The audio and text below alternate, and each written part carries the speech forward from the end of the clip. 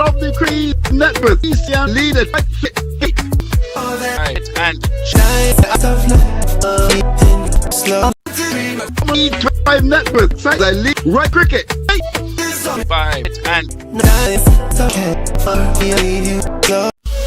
Zeakand drive if it clicks top no cricket violate. You buy music saves the Zeakand drive if it clicks toss no cricket violate. By music same T20 mission side I lead those cricket and 25 net crease tops those get elite by it and Zeakand drive it sectors those cricket elite cricket and Zeakand Pacific jumped into the fight massive to hit cricket music. I be loving you. T20 mission give me a little okay. By and cricket the world Zeakand do simply top no cricket by it and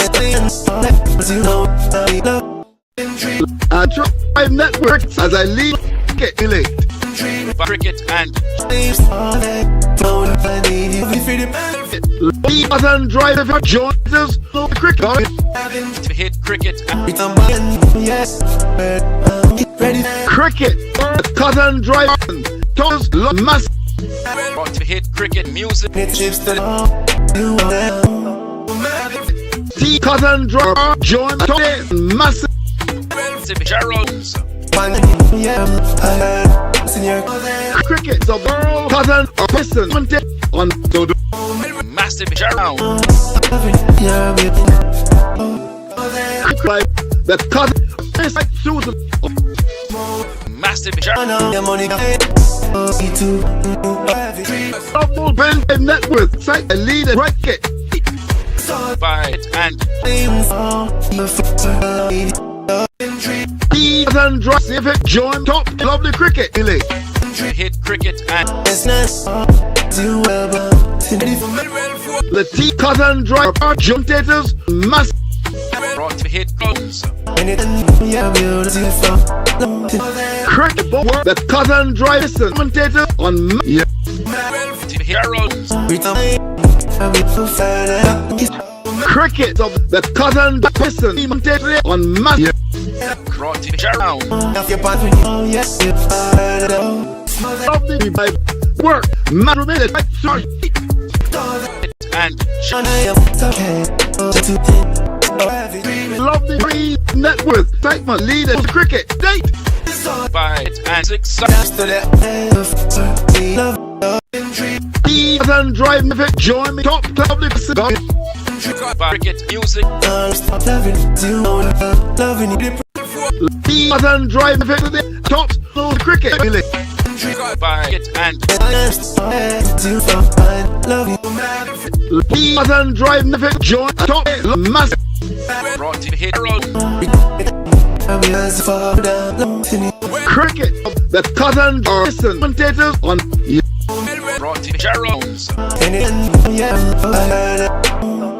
cricket ball the Zeakand listen on massive Gerald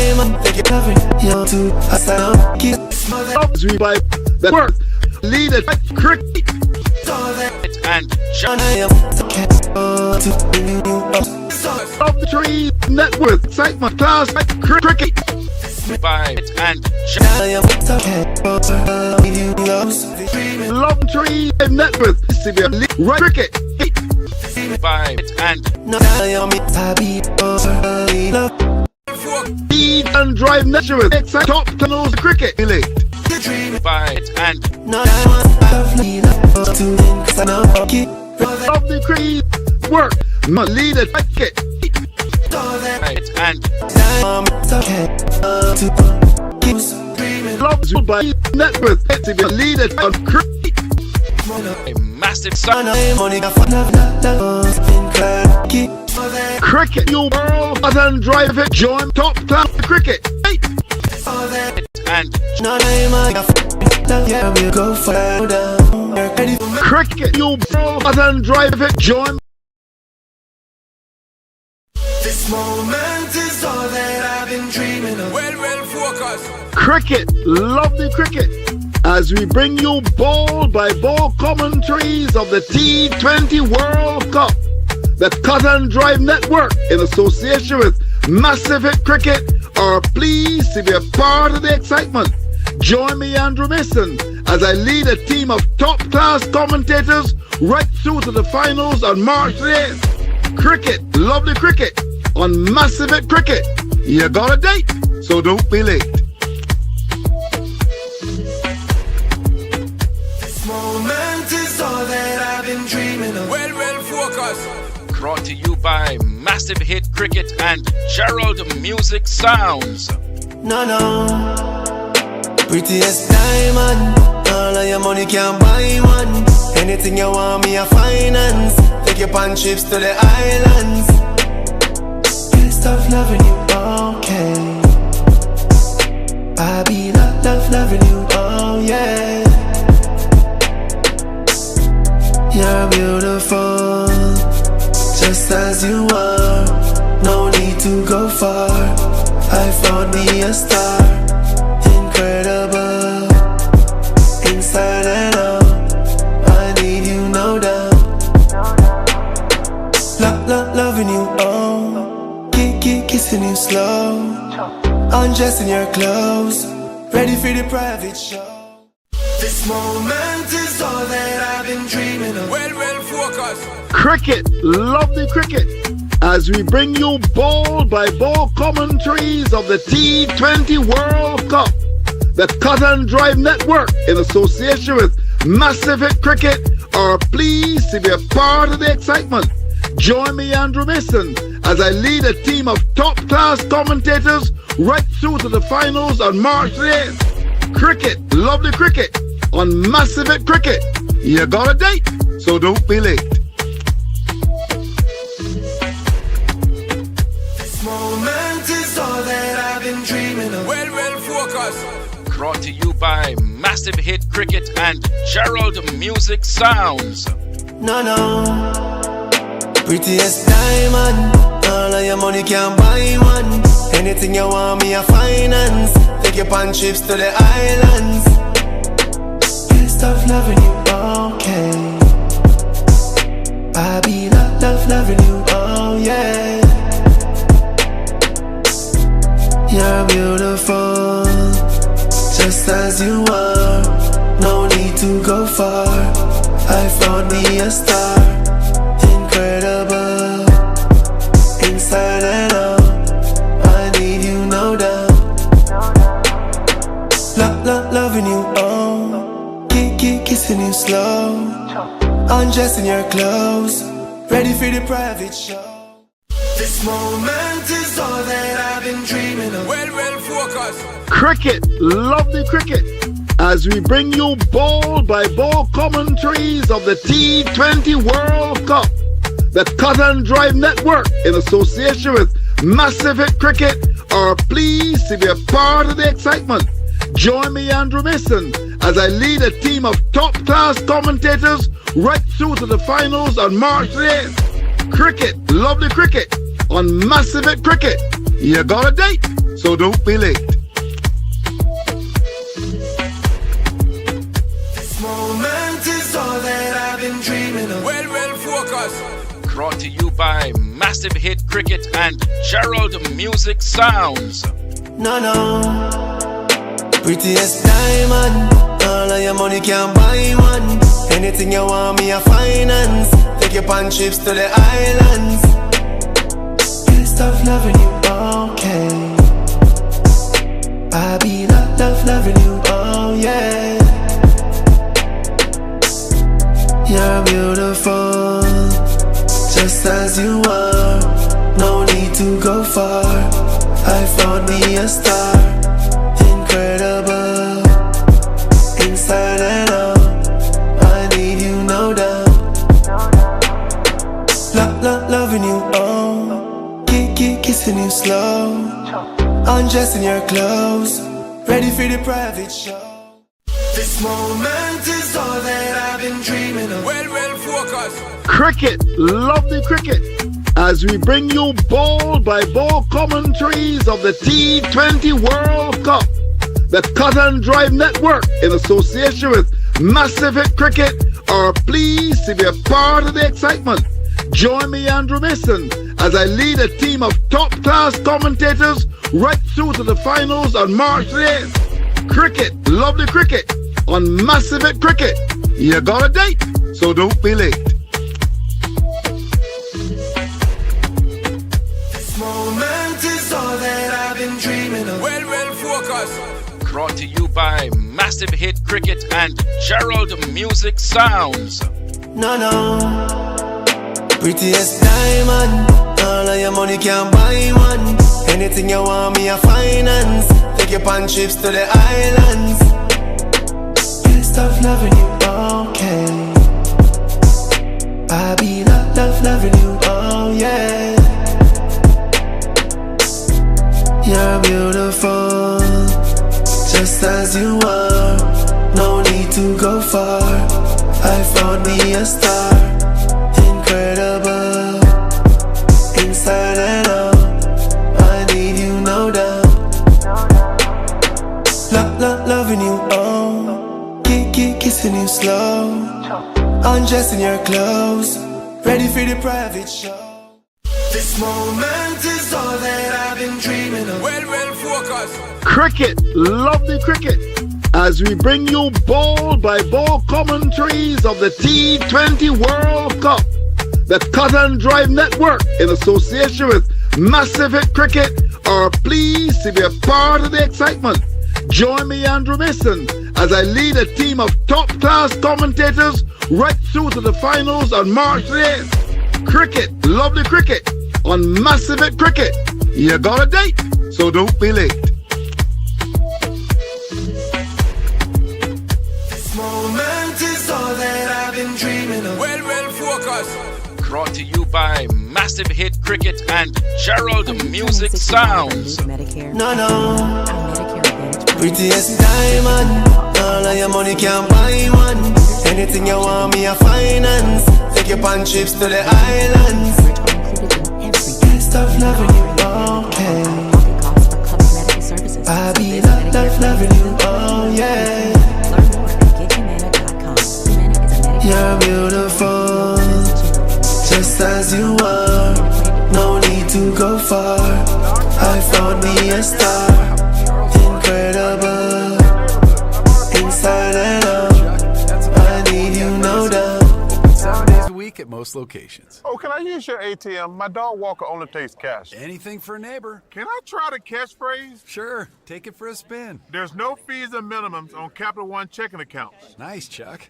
I'll take it from here. Capital One. What's in your wallet? Terms apply. Visit CapitalOne.com/bankguide for details. Capital One and name member FDIC. New Zealand, they have won the toss and opted to field. And, well, I don't know how the South Africans will feel about that. But this is a team that has looked to be very threatening and a very strong side. I don't think there's any way around saying that. New Zealand, probably one of the most consistent teams in global competition over the years. So this should really be a battle of the highest class. I don't expect that Ryan Hines would disagree with me. He says that I've been supporting him all his career, and I would hope that he can support me in this as well. Good morning to you, Ryan Hines. Good morning to you, Philip, and good morning to our listeners. And like you rightly said, a mouth-watering contest, two informed teams. Two teams over the years, particularly at global events, very consistent. And South Africa dubbed the chokers. And one would agree, commentary last World Cup, we were willing them on to win versus India in Barbados, the picturesque Kensington Oval. And I must commend South Africa for their consistency. They'll just certainly be a team to watch. But New Zealand, not to be underestimated, led by Satna, a well-traveled, seasoned professional. And we certainly look forward to a really interesting contest. And conditions seems to be very good conditions here, Philip, and the pitch, you believe, will be a good surface. Eden Gardens, Calcutta, and the home of Knight Riders, Calcutta Knight Riders. So players on both teams will be familiar with conditions in terms of playing in the IPL. So over to you, Philip, as we look forward to a really keen battle here in this first semi-final. Semi-final 1, and I think taking, you said quite a bit there, and one thing that I will take out of it as it applies to New Zealand, well, if you look at South Africa, in form would be a term to describe them. New Zealand, professional, and that has always been their trademark. I agree. Other teams have been up and down and crossways, and through it all, New Zealand consistent, and very professional. So we should have a pretty good battle on today. And Markham has taken guard already, and he is preparing to face the first delivery of the contest. Remember, New Zealand opted to field here. What do you think about that decision? I believe in semi-final nerves, that they will want to see what target is in front of them, and the run rate they will need to go at. And as you know, New Zealand will be looking to make early inroads with a quality seam attack. And it seems as though Lucky Ferguson, Matt Henry, a quality all-format bowler, Philip. Yes, definitely. Right arm fast medium bowler. 34 years old, so he is no spring chicken, as they say. But I think sometimes we focus too much on age. And this guy, Matt Henry, is still a world-class bowler. He is indeed. And we would have missed in that series against West Indies. We were certainly looking forward to seeing him. But he's here now in the all-important semi-final. And he is running in to bowl to the South African captain, who is turning the first delivery away down towards the forward square for a run. So, South Africa, they've scored their first run. It's 1 for no loss in the first over. Of course, Markham opening with Quinton de Kock, who retired from the international scene, maybe a year or two ago. And then changed his mind, and I wasn't really surprised, because we saw him in the CPL last year. He looked a shadow of himself, and I don't know if maybe he recognized that walking away from international cricket, most players I've found over the years, Ryan, who've walked away from international cricket, you could almost say prematurely, to play in the franchise cricket, the shelf life tends to be fairly short. I would have to agree with you. Here is Henry up to the wicket to bowl to the Cock, and the Cock is just taking this one on the thigh pad, and it drops in front of him. He covers it to make sure it doesn't roll back onto the stumps. And yes, since the Cock has come back, I would say he's rediscovered his form, and has made some valuable contributions. Seems to be happy in a very good headspace. As we can see the clear line of attack here, Philip, and I must give Matt Henry some credit. They're looking to bowl straight. That first delivery against Marker was on the middle of the leg, and then Quinton de Kock, who likes to use his arms, he was tackling him up on the body. This delivery turned away out towards forward square, up towards mid-wicket, really, by de Kock. As Matt Henry continues, just conceding the 1 run so far. Every dot ball tends to be counted in these contests. Of course, umpire Richard Illingworth, one of the officials today, in his 42nd T20 International. And he is out there doing duties with Alex Worf, who's standing in his 51st T20 International. So 2 experienced umpires carrying this important semi-final. As Henry, right arm over the wicket into the left-handed de Kock, who is playing this one up into the mid-wicket region yet again. And you're quite right, Ryan. The line of attack so far is just where you like it, on the stumps. And we saw in the previous game and a number of other games, the West Indies chose to very often, well, I don't know what the plan was, but it ended up with bowling down leg side. Probably got it a bit too straight. But we can see here for Henry, on the money. On the money so far. Let's see if he can maintain that consistency as he makes his way into bowl to the left-handed de Kock, who moves across and swings this one away. That's gone a long way, and that's gone into the stands. So 6 to de Kock, his first boundary, in fact, his first runs, and it's up to 7 for no loss. And that would have brought up the tournament 706. And that delivery was a touch fuller, Philip, and just on the off, and he was allowed to free his arms. And Quinton de Kock, you have to say that's beat and drink for him. Yes, he's very good with his arms. Certainly executed well. And there was Henry just about the line of the off stump, and we'll move in again, the 706 of the tournament. Wow. Here's Henry, and a ball of similar line, but a different length, a better length, and the cock could do no more than push it up into the offside, and there was no run.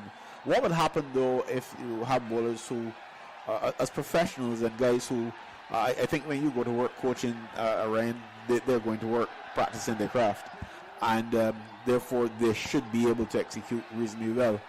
And when you have this type of line where you're not down the leg side all the time, you give away very few extras. And if you're going to give away 12 and 15 extras, that's virtually giving away the game, because a lot of these games are decided by what? 1, 2, 3, 4, 5, 6, 7 runs. And I like to see bowlers who remember that there's 3 stumps are there for a reason. As Matt Henry, in fact, McConkey will bowl the second over of the innings, so 7 without loss after 1 over. And McConkey, the off spinner, who has played such an important role since he's come into the team, another veteran player, not veteran at the international level, but a veteran cricketer, 34 years old.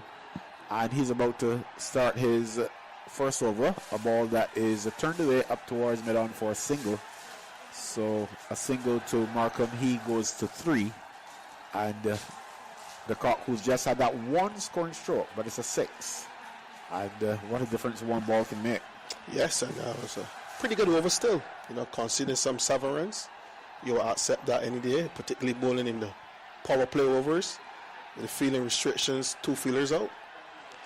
And you can clearly see the planning in terms of using pace and spin. As the South African players like pace on the ball. Here's McConkey, the off spinner, around the wicket, and the cock stands up straight. No need for footwork. That came straight at him. He simply stood up straight and pushed it, defended it, made it look so simple. And it's interesting sometimes how some players can make the game look simple, others make it look as though it's rocket science. And on that occasion, it was quite simple. Well, here is the cock. Again, simplicity, the important thing there. Driving that one out towards long on for his second boundary. So he goes to 10 from just 2 scoring strokes, and using his feet on that occasion. Must have heard me. Yes, and a well-flighted delivery and not much spin with that nowhere hard ball.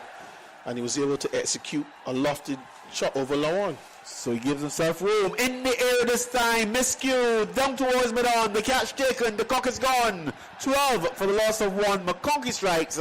And the cock has got to go. And what we'll have to say, that delivery got a bit of bounce. Probably a bit of overspin there, Philip. And he was deceived by the bounce. And he just got back and pulled that delivery. And he got a bit of a top edge, really. Yes, a top edge. And easy catch to mid-on and early strike to New Zealand.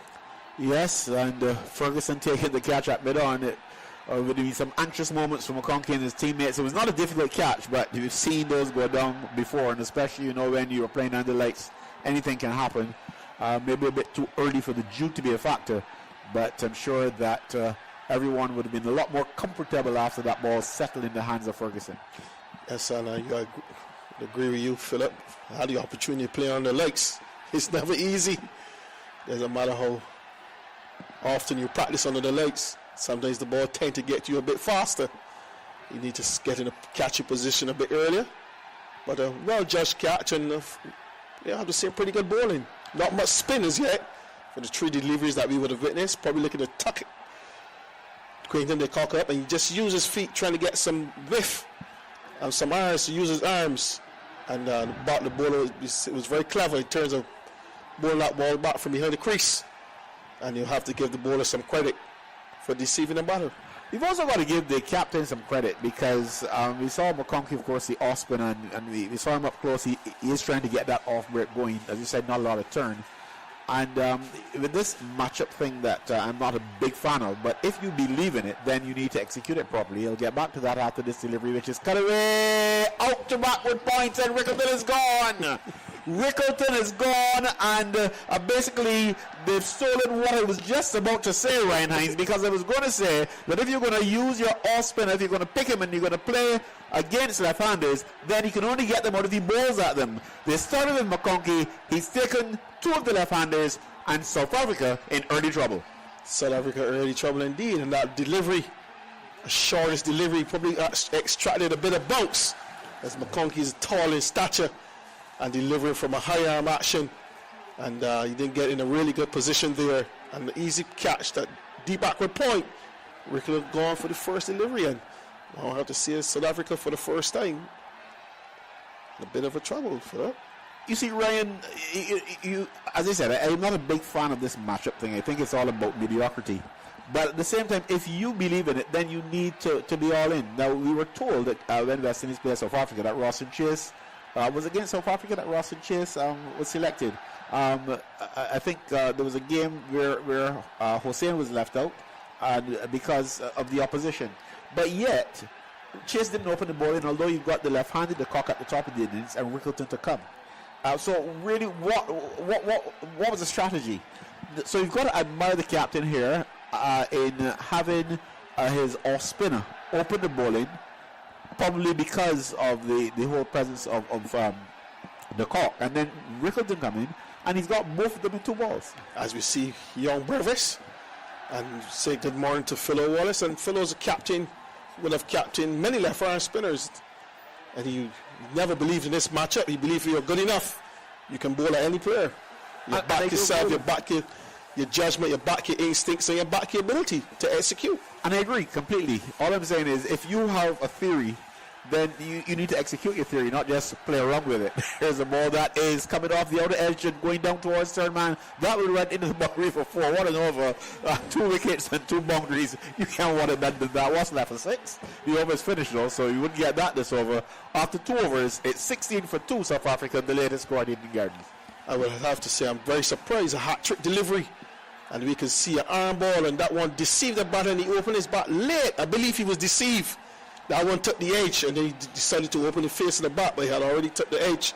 Like I said, I'm surprised that the captain did not impart a slip. A slip. You know. Yeah. Well, you know, we criticize West Indies captains, but I found that there's a whole lot of difference between captains around the world.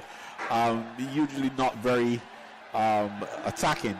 And if you watch enough cricket, you'll see the pattern really. It's not just a West Indies thing. I guess it's a modern thing, if you want to call it that. And the reason we say that, after 2 wickets, you know the bowling team is head of the game. You need that extra slip, attacking fielding. I am with you. Here is Henry. I think he's got the slip now as this ball is driven up towards mid-off. In fact, there was a slip for Henry when they started, and he remains in position as this ball is driven away. It's a dot ball. But, you know, it's interesting to see New Zealand going with what they believe. They've got the off-spinner, the 2 left-handers at the top, one opening, the other at number 3. And interesting to see how McConkey has taken care of both of them in just 1 over. And we'll see that New Zealand would have done their homework. Here's Henry, and a delivery outside the batsman's legs. That's gone for 4. Don't think there was any touch there. So that could very well be 5 runs. Yes, it is. It's a wide. And that's a poor effort on the part of Henry, but it goes back to what I said earlier about a leg stump line, and that one certainly got away. The keeper moved to his left and put the dive in. Still couldn't get anywhere near it. Not his fault. And that's 5 bonus runs, 21 for 2. You don't want to ease off the pressure right now, Ryan. Yeah, he was trying to probably going a bit too straight. That one swung a bit late. 21 for 2. Here's Henry up to the wicket to bowl to Markham. On his legs again into the pad. But a stifle appeal as the ball goes into the onside. That ball was again heading down the leg side. So Matt Henry, who bowls such a good first over that we couldn't help but compliment him on it. But I don't know, maybe the excitement going to him and trying a bit too hard maybe. We can clearly see the tactics here in terms of trying to bowl Markham straight, as he's a really good player using his arms, particularly through the offside. And he's looking to tail the ball in. Matt Henry is very good at moving the ball off the seam. Probably starting maybe a bit too close to the batsman. Let's see how he handles it. This one is more line of the off stump, a single down towards mid-off, and a run to take the score up to 22 for the loss of 2. But I can't help saying well done to Santner, well done to McConkey. Yes, very good start. Very good captaincy by Santner. They would have done their homework, as you would have seen. Quinton, they caught last 5 dismissals were against all spinners. So no surprise to see New Zealand opting to go with McConkey. Really, yes. It was successful. So, and one of those off spinners was Rawson Chase, but I dare say the damage had already been done. Here is a ball that it keeps low as the batsman comes across, Brevis, and keeps it out. But that one kept rather low, 22 for 2. Was that just the odd delivery, you think? Or it's just a tad low. It'll be interesting to see how this surface play for the duration of the match. But you can clearly see a bit dry. Pretty the zone was being used before, Philip, and maybe a good toss to bat first. This delivery is driven down towards mid-on. There's no run. Brevis on 4, Markham 3. And you got to wonder how South Africa will play it from here, because Brevis is the type of player who doesn't seem to have a pause button anywhere. So we'll see how he responds to this situation. Markham, we know, is more adaptable and can vary his game according to the situation. What will he do? How will he respond? He needs 49 runs for 2,000 in T20 internationals, so I hardly think that will be on his mind. This delivery is defended by Brevis, and that ends over number 3. So we've had 3 overs gone, and South Africa invited to bat 22 for 2, the latest at Eden Gardens. And after railway delivery, the second delivery is considered some 5 runs. After wide and 4, then Henry would have finished over really well. 2 overs conceding 13 runs, and then first power play you accept that, just under 7 runs and over, Philip. And that's why we say that they are professional. I mean, we're trying to make excuses for cricketers, when they do certain things, but you're professional and you practice. And if you practice then, and you're supposed to be on top of your game, the best players are the ones who are supposed to be selected at this level. And I make no excuse. I don't care what the strategy is, and you're giving away 12, 15 wides, bowling down the leg side. I can do that. As we see a change in bowling is Lucky Ferguson. And the fastest of the New Zealand bowlers. So Ferguson into the attack.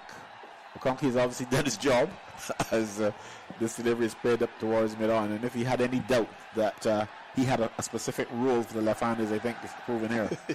Proven indeed, and you won't have to say he has done his job. And Lucky Ferguson, as we know, we have seen him a few times. He has the ability to extract really good pace. He can get it up to 90. So he makes his approach once again, right arm over the wicket, and a ball that brings an attempted drive, but it comes off maybe some bat. I'm not sure if it was pad as well, but it ended up at the short third man position, no run. I don't know if, as captain, Ryan, you ever tried to take a ball from a bowler who just picked up 2 wickets. I don't think you have any black eyes to prove that you do. Difficult split. It's probably something that New Zealand would have discussed. Oh yes, I'm sure, and he would probably be back if Miller comes to the crease. Pretty sure. Yeah. And, you can see the frustration from Markram as he realized that the line of attack is straight into the leg stump. He tried to give himself a bit of room. Here he is getting the ball outside the legs, and did that drop in front of the fielder, or was that a chance? Seems though that's a drop chance. It looks like a chance. We'll have to watch the replay, but he got a ball that was outside his legs. I don't think the bowler would have intended to bowl it that far outside his legs. And he played it straight. Oh, that's horrible. Whoa, what a That's a regulation catch. Revenge. Oh, they could pay for that. You don't want to give that sort of a life to Markham. Well. A simple catch put down by a young Reminger as Ferguson is into Markham, who is driving through the offside for 4. And as they say, to add insult to injury, Ryan Hines, a boundary, and a good-lofted boundary too, as the South Africans move to 26 for 2. I'm pretty sure that Lucky Ferguson, going back to his mark after that lofted drive, will not be happy with his teammate after dropping such a simple catch. And that delivery there, though, for the first delivery, that they would have offered up a bit of room. Yes. And maybe Ferguson still pondering on the catch when he sent that delivery down. Let's see if he can pull himself together, as this is a better delivery and worked away through the straight mid-wicket position. We'll get at least one here, and they're still on one as the return comes in. Drives the keeper back a bit, but a good return nevertheless, and a single to take the score up to 27 with a loss of 2 in over number 4. You know, that catch being taken, South Africa will be under tremendous pressure, because you would have loved 3 players who would have been the informed players for the South Africa team, and in the power play. So that's a big miss there by Reminger. You'll have to see. Time will tell how costly it will be. But Markham has got 8 off 10 and Brevis 4 off 4. New Zealand enjoying the early exchanges here. And the 27 for 2 South Africa. Brevis waits for Ferguson and is get the good delivery. One that makes some height, but he's able to keep it down. And it runs down towards the third man area. They get a single, but that was good bowling by Ferguson. Good bowling, good over indeed. And it's getting up to 90. Philip, and it seems as though the surface seems to be a bit slow. And Lucky Ferguson extracting that extra bit of pace, as we mentioned earlier. And he's a difficult bowler because he tends to lean to his left in terms of as he get ready to deliver the ball. And you know that means he's going to slant the ball back into the right-hander. If you can get it straightened, he'll be a very effective fast bowler. But it's really good to see the fast bowler, creating opportunities.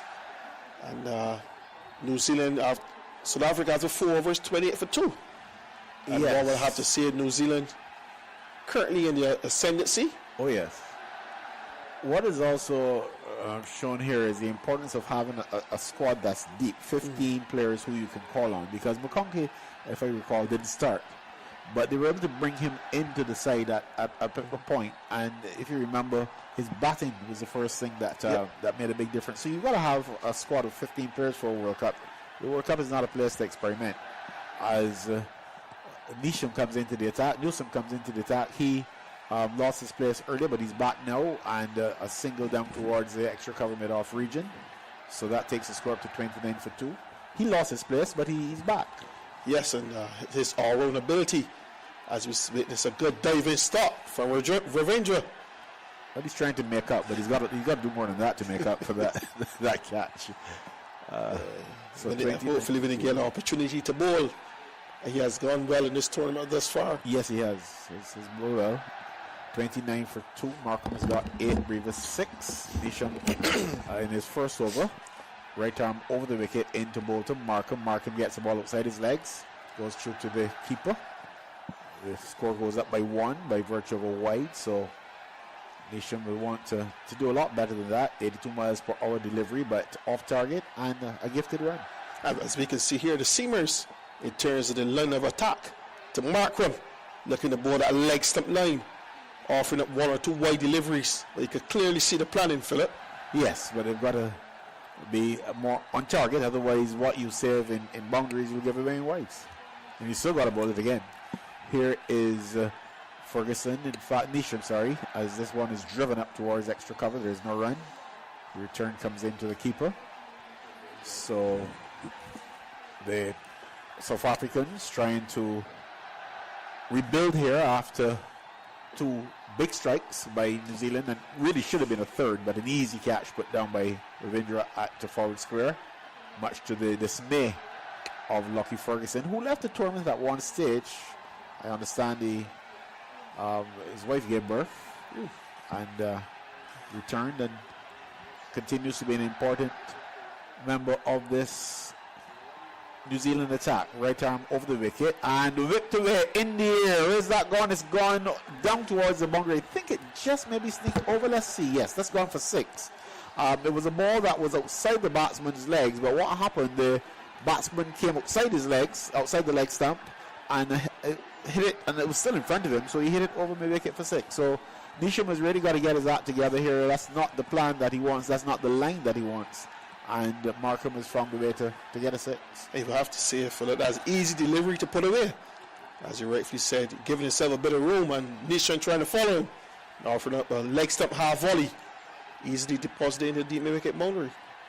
Into bowl to Markham, who turns this one away down towards the long on position for a run. When he tried to follow him, there's some bowlers who would have gone straight at the stumps, and well, if you miss it, I hit. But with that particular delivery, he would be very fortunate to get a wicket there, because there are only 2 fielders out. The ball was way offline, and it was really a gifted boundary to Markham. He said thanks.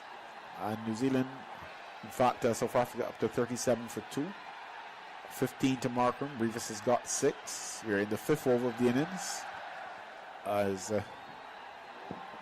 the bowler prepares to continue. Nisham, as he moves into bowl to Brevis, who's on 6, and is driving sweetly through cover between cover and extra cover. That one raced out towards the boundary for 4. That's 4 runs to Brevis. He goes into double figures on 10. We've now seen the completion of some 5 overs. And one delivery left. One delivery left. Let's see. I'm rushing things along too much for the players. One delivery left. That's a beautiful square drive. Now, why is he annoyed? It looks as though he's annoyed. He'll have to be annoyed with himself. That was right up there for the drive. So one delivery left in the over as Nisham makes his way into ball to Brevis, and Brevis is driving once again. This time it's a lot straighter, but the same result. It goes away for 4. So the end of a not so good over by Nisham. In fact, a poor over. And at the end of it, a bit of a recovery here for South Africa. 5 overs gone. It's 45 for the loss of 2. The latest at Eden Garden, Ryan Hines will comment, and Andrew Mason should be lurking somewhere around. And if he finds his way to the microphone, he'll continue the commentary. I was going to say, 2 beautifully executed off drives. Philip, and you could clearly see Nishan changing his line of attack.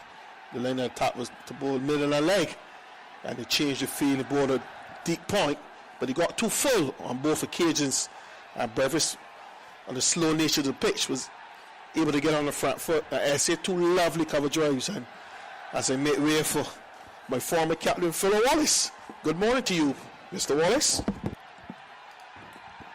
Well, Nisham 1 over for 17 runs as Ryan Hines skips away, and Phil Wallace replaces him. Here is Ferguson starting his second over, and the first delivery is defended, I think, to the covers, and the batsmen go through for a run. So 46 for the loss of 2. Philo Wallace, a scoreboard that is looking a lot better for the South Africans, and pretty much just because of 1 over that went for 17 runs. Yeah, good morning, Phil. Good morning to Ryan. Good morning to our many listeners across this Cut and Dry network. Yes, obviously, when you look at this T20 game, you don't have a lot of room for error. Just 2 loose deliveries and they were punished. And obviously the South African run rate has just shot up to 8. Here's a defensive stroke by Brevis, who gets in behind this delivery from Ferguson.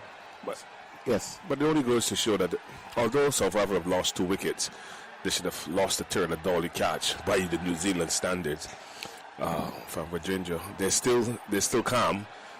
Brevis is coming and he's gone 14 from 9 balls, 9 balls, 2 excellent drives. And Markham, obviously the informed batters, their captain, 16 from 14. So they're still within the run rate that they want, 8.62 at the moment. Here is Ferguson, and turned away by Brevis out towards forward square. And that's another dot ball. And it's Ravindra. You see a lot of balls will go to him, Philip. And you have played cricket, and if you make a mistake early in the piece, the ball follows you. So Ravindra would find that the ball will come to him in this T20 match more often than anything else in his life. Well, we saw him scrambling to make a good stop after the drop catch, but I think he'll have to do more than that to make up for it, as Ferguson is into ball to Brevis, who plays this one up into the covers, and there's no run. And the thing about Brevis is he's the type of player, and even former players have spoken to him about it, who seems to be a bit impetuous sometimes. And you get the impression that he's not apologetic about it. But in this innings, so far, his brief innings, he has pretty much been disciplined. That he has defended the good deliveries without too much fuss. But he's pounced on anything that's given him half a chance to score. Yeah, he's a talent. Obviously, he's in the IPL as well. And a lot of hope in South Africa cricket lies on this young man's shoulders. He gets the ball outside his legs. He's not particularly worried because he knows that that's a free run. And not for the first time in the innings, we've seen the New Zealanders with some difficulty in terms of being effective in bowling that line close to the body and straight down the leg side on a number of occasions. One of those occasions really should have brought the wicket of Markham. Yes. But that's the way the game goes. Yes, look at the surface there. It's quite dry, lots of cracks. There is some grass covering, but not a lot. But lots of cracks on that surface, which obviously tends to show that it'll be on the slower side. Cut away, and that will go down towards the point boundary. It'll probably just get 1 because it traveled very quickly indeed, and a sliding effort by McConkey out there stopped it from going across the line as a single to Brevis to move him to 15 off 12. Markham has got 16 off 14, and with 1 delivery left in the power play, 48 for 2. Yeah, Lucky Ferguson bending his back. They're trying to get pace and bounce out of the surface. But Brevers is on the back foot, both feet off the ground, punching it to the right of the man at third man. McCoglin, that he can't slide into his right and limited them to a single. Here's Ferguson again, and a ball that is put down by the keeper. I don't think. Oh, it struck him in his face. Oh, so they're going to have to get some help here for him. I don't think there was an edge, but the ball burst through his gloves. It was a delivery that made some height. A quick delivery from Ferguson. It burst through. I think it beat the batsman for pace, first of all. And then it burst through the gloves of the keeper and struck him in his face. Yes, another seam-up delivery. A lot of effort. Brevers not in any good position to stroke that ball. The ball hitting the wrist part of the keeper's gloves, serve fleet, and this ricocheting to his face. And obviously the physio is out there. He's just telling that it just brushed his nose. He's lucky he didn't get a full blow. Off part of the impact. But a very good delivery from Lucky Ferguson. Really putting in the effort here for New Zealand. This semi-final clash between South Africa and New Zealand. South Africa have won all their games. New Zealand stop-start, but they managed to make it to the final, to the semi-final. And they will be looking, obviously, to go one up on South Africa to get to the finals on Sunday. But a good, solid start from South Africa after losing 2 quick wickets. De Kock and Rickleton both going in the same over. So it is important, bowled by the off-spinner Cole McConkey. And so it's important now that Markham and Brevers, they consolidate and try to back through this very ticklish period in this T20 match. You don't want to lose wickets in the cluster, so these two will have to try to weather the storm, continue to score, and put pressure on the New Zealand bowlers and fielders. Ferguson 2 overs, no maidens, none for 9. Nisham just 1 over for 17 runs. Cole McConkey 1 over, 2 for 9. And Matt Henry 2 overs, none for 13. So it has primarily been an excellent effort by New Zealand. Just a 1 over, really, from the off spinner from Nisham that was loose. Yes. Other than that, the bowlers have done their job. But the off spinners bowl 1 over for 9 runs and pick up 2 wickets. Yes. Obviously, there is a bowling plan. We don't want to estimate Mitch Seitner. He's quite a canny captain and a very good cricketer who reads the game quite well, experience in the IPL. So you would expect that experience will come to the fore. But you have to commend Lucky Ferguson, who's the quickest out of the lot, who's bowled 2 overs for 9 runs. You can really see him putting in the effort. He unfortunately had a Markham drop by Rajendra just in front of square on the leg side. That would have disappointed him, but you can see that he's focused, Lucky Ferguson. We know he's injury prone, but he's putting in the effort here for New Zealand. They know the importance of this one. This is the last game to reach to the finals, and they'll want to get there and then maybe even go on to win this T20 World Cup. But so far, New Zealand will tell themselves, look, we've kept them at a decent score. We've dropped a chance, but at least they have not run away with the run rate. Well, Phil, one of the good things about this, as I look at it, is that we don't know who's going to win. But New Zealand, they've given themselves the best possible chance. Yes, they have. And not only that, New Zealand are playing their first match in India because they played all the other games in Sri Lanka. And we don't know what the surfaces were like in Sri Lanka. So they've come into this game here at Eden Gardens. Obviously, they would know the surface from the IPL experiences, some of the players. But you can see them really putting in the effort and trying to put pressure on this South African batting lineup. We know that South Africa bat deep. You can't underestimate guys like Miller, Tristan Stubbs, Marco Janssen, even Bosch to a lesser extent. So they know that they need to continue to take wickets to put pressure on that lower middle order of South Africa. They came with a plan for the Cock, and that worked. Yes. He has fallen to off spinners on a number of occasions. Rickleton fell as well. And McConkey was immediately removed, and their fastest bowler, yes, Lucky Ferguson. So although Lucky Ferguson did open the bowling, he got in 2 overs in the power play. With a relatively new ball. Yeah, I think, and he's effective. I think you know where I'm going with yes, that. I understand it quite well, Philip. I said it last night on a radio program that we have not utilized our fastest bowler, that we meaning West Indies have not utilized their fastest bowler in the T20 World Cup properly. And if he's not good, then he shouldn't be playing, shouldn't he? So they can't say that he's not good enough, because then he shouldn't be playing.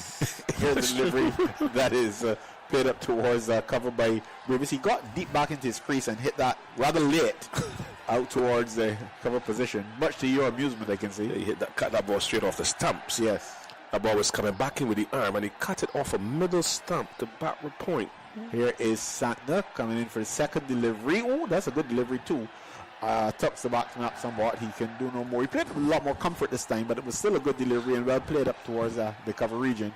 So 2 dot balls from Santner. So far he is bowling pretty close to the batsman, not giving him any room. Hasn't strayed down leg side as yet. As he comes in again, and here is a delivery which is swung away out towards long on for a single. And there was Brevis. You can see he was actually a type of stroke that, well, he had to play it really. It was there, but he didn't get hold of it properly. Recognizing, of course, you can't have 3 dot balls at this stage.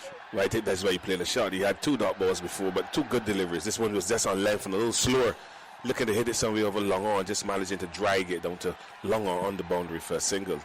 On the batsman's legs and tucked away. I'm not sure if it was bat or pad. We'll wait and see as the umpire comes across and signals leg by.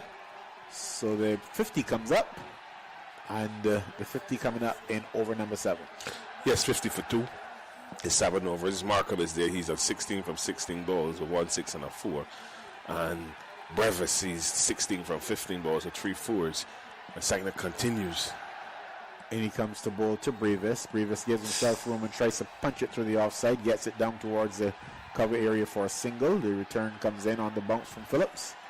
And a single to lift the score up to 51 for the loss of 2 in over number 7. It's Brevis looking to give himself some room and hammer that ball through the offside. Looking for boundaries. But Sagna again, a good line and good length when he got a single. Here's Sagna around the wicket. And a ball that again is targeting the stumps and gets it past the inner ring down towards the man coming off the boundary for another single. So after 7 overs, Markham has got 17, Brevis 17, and South Africa, they have gone to 52 for the loss of 2. Well, every delivery from that Mitch Sagna over came back in with the arm. So clearly they don't want to give the South African batters, both Markham and Brevis, the opportunity to use their arms. So they're forcing them to play shots off the stump. So if they miss, clearly the ball is going to crash into the stumps. I'm sure that ball again angling in. Markham opting to go outside leg side and punch it past Ravinder at forward point. Dive into his right, his weakest side, but could not prevent the single. So again, another single, good rotation of strike. That Mitch Sagna over 3 runs, all coming in singles. So help me here. The left-handed orthodox bowler is supposed to bowl to the right-handed batsman because he leaves the outside edge. I don't know if that's a New Zealand mantra, but no, I'm talking about generally. It's not the New Zealand. I'm talking about this matchup thing. I don't deal with matches. I don't have electric stove, gas stove in my house. I don't have matches in my house. Here's a why. I have everything in my house is what electricity. I'm saying is, I am not into matchups. A man can bowl, he bowl at any right-hander or left-hander. And what I'm showing you here is I can see Satna has the ability to do that. I have no interest in how they bowl to left or right. I just want to see good cricket. Wrapping the batsman on the pad, a stifle of people, or the people from the keeper. The bowler wasn't particularly interested. Yes, but I think you understand what I'm trying to say. I understand, because in the modern day game, they will say that the left-hander can bowl to a left-handed batter, which to me is rubbish. I agree with you. Yeah, so I'm not interested in it. I don't discuss it because I think it is not a discussion for cricket. So if you have a team with only left-handers, who you can bowl? Play only off spinners? Come on. 53 for 2. We are into the 8th over. Andrew Mason standing by. We need to take all this scientific thing out of cricket. If a man can bowl, so Shane Warne and George Linton, leg spinners of repute. Yeah. And I mentioned George Linton, who was a former Spartan of Barbados leg spinner, successful leg spinner. And Shane Warne, a top Australian spin bowler. Yeah. All those wickets came against right-handed batters? Oh, but appears so. I think some of the modern day observers and analysts make a mockery of the game. Boo-boo. Yeah. Because we look at West Indies cricket, Philip. We pick a squad for the World Cup on stats, but 3 reserves could not get in, although men were struggling. Well, that's the point I was making earlier, I think, to Ryan. Here's a ball that is tucked away down towards long on for a single to take the score up to 54 for the loss of 2. That you need to pick a squad where all 15 can play, because McConkey didn't start. No. But he's come in and he has shown his value. That's right. Because they had a squad of 15 players and they can pick any of them. And the thing is about McConkey is that he was doing a lot of work with the bowling coach, because he knew that his opportunity was coming. Yeah. And that's what I said in a previous program, that if Floyd Reefer were versus Salt, Johnson Charles could have Lynn King. Here's the fielder coming off the boundary, sends across for 1. So 50. a 5. Those reserved when they called to come into the playing 11. So we find that we're picking squads, but we're only picking a squad that 11 can play. Yep. So here is Ravindra. Swung away in the air, down towards the ground. The catch is taken low down. That's the end of Markham. In a sense, it has been a tortured knock from the captain. He's gone for 18 off 20. Wicket number 3. 55 for the loss of 3 and over number 8. But of course, fellow Wallace, the umpires are going to have a look just to make sure. But the fielder did claim the catch. Yeah, the left delivery from the spinner Ravindra. Not a lot of pace on it, and he dragged it from outside off stump down to long on where Darren Mitchum was down there. He took the catch, but he wasn't too certain about it. We see on the replay as the ball is heading towards his hands.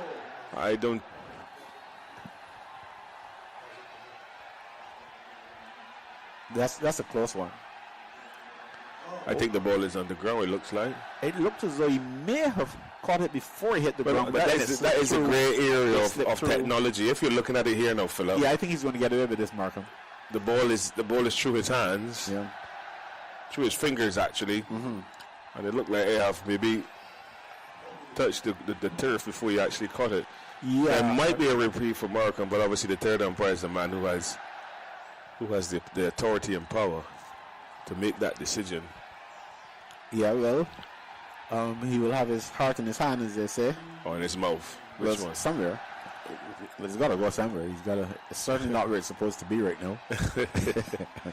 So, yeah, but New Zealand continues to obviously pose some problems here for South Africa. When you look at it, the South Africans be looking to be a bit more positive than what we're seeing here. The innings obviously is a little stuttered. And Markham seems to have been given out caught. So the catch has been taken by Mitchum. Markham has gone back for, as you said, a laboured 18 from 20 balls. And New Zealand are quite happy to see the back of the South African captain, as they're now 55 for 3 after 7.4. So a good breakthrough for our Ginger. He dropped Markham off of Lucky Ferguson, but he came back and picked him up as a bowler. So just reward for the young man and for New Zealand. Yes, and Markham's gone, but they had the review. That's what the television is for. But at one point it looked as though he would escape. Yeah, it looked like the ball was on the ground, but the umpires ruled that the ball was in his hands before it touched the ground. A clean catch taken by Mitchum, who's a good fielder, boundary rider in the T20 format, and a very good catch. But this brought now David Miller to the crease. We know he's a very destructive player. He's 36 years old, and he's one of the journeymen in this South Africa squad in relation to T20 cricket. Well, he is a very dangerous player. So we'll see how this works. The run rate 7.17 as Rodinja is over the wicket in the air on the bounce down towards long off. That's a bit of an iffy start from David Miller. South African nerves here. Philip Wallace, that's what we're saying? I don't think it's nerves. I don't think that they are fluent as they should be. The surface is a little slow, and I find that they're trying to make pace on the ball. You have to credit New Zealand bowlers for bowling a consistent line and length. It looks like a clean catch there from that angle, where he just got his hands on the ball and then at normal speed it looks clean. Yes. Here is Ravindra around the wicket, and the right-handed Brevis is playing it up into the cover region, not fielded cleanly. Batsman get the opportunity for a run. So the if over completed, 57 for the loss of 3. Miller's got 1. Brevis is 19. And problems for South Africa for Wallace. Yeah, one would say a problem for South Africa. But the New Zealand side, New Zealand always been a very good fielding team. They really throw themselves around on the outfield, and they enjoy cricket. You don't hear a lot of bad news coming out of New Zealand's cricket. Everyone seems to be on the same page, thinking the same way. So good for New Zealand to see them coming out of Sri Lanka into this first semi-final and putting South Africa under some early pressure here. One of the more consistent teams in global competition, I would say, over the years. Yeah, so you look at it from the K. Williamson days of the Test Championship. They've always been thereabouts in relation to finals, semi-finals, and finals. So they've done a lot of good work, New Zealand, with their cricket, and they're reaping just rewards. So here is Satna Left arm around the wicket and swung away. That's gonna go over long on. That's gone into the stands for 6. He gave himself room, Brevis, and maybe Santner guilty of just pulling it down slightly, but it's gone over long on for 6. Yeah, that's a top shot from Brevis. That ball just short of a length. Again, giving himself room outside the leg stump and hitting straight through the ball. He hit it straight over long on and over the ropes for 6. 83 meters. Got a lot of bat on that. Very powerfully built, fit-looking young man as well. And Miller is shaking his head with approval and shouting, "Good shot." So, Santner, challenged from early in the over. Let's see how he will respond as he comes around the wicket again and smashed away through the offside. That's going to go up towards the cover for a run. So the left-handed Miller now will come on strike. I wouldn't risk suggesting that this is a matchup that will favour South Africa. I'm not going to go there at all with this man called Phil Wallace. I don't believe in it. It is really not doing a lot for cricket. I think we should allow cricket to play and allow bowlers to back themselves and their skills to get either right-hander or left-hander batter. So if you tell me if a fast bowler is bowling, you should only bowl to left-handers, you should bowl to right-handers. Cricket is a game where a ball versus a bat. If you're bowling right-hand, you should be able to challenge the left-hander or the right-handed batter. Back your skills and your ability to take wickets. 64 for 3. Here's Santner outside the length of the off stump, chopped away by Miller. That's gone down towards the deep cover once again, and the return comes in. The batsman cross for 1. And that is what good fielding does, Philip. It puts you under pressure as a batter. Now, he chopped that ball to the right of the man on short extra cover, but he did not move until the ball was past him, although the guy dived to stop the ball. And that is what good fielding does. It puts the batters, I'll admit, they're a little bit apprehensive in relation to running 1s and 2s. So 65 for 3 halfway through over number 9.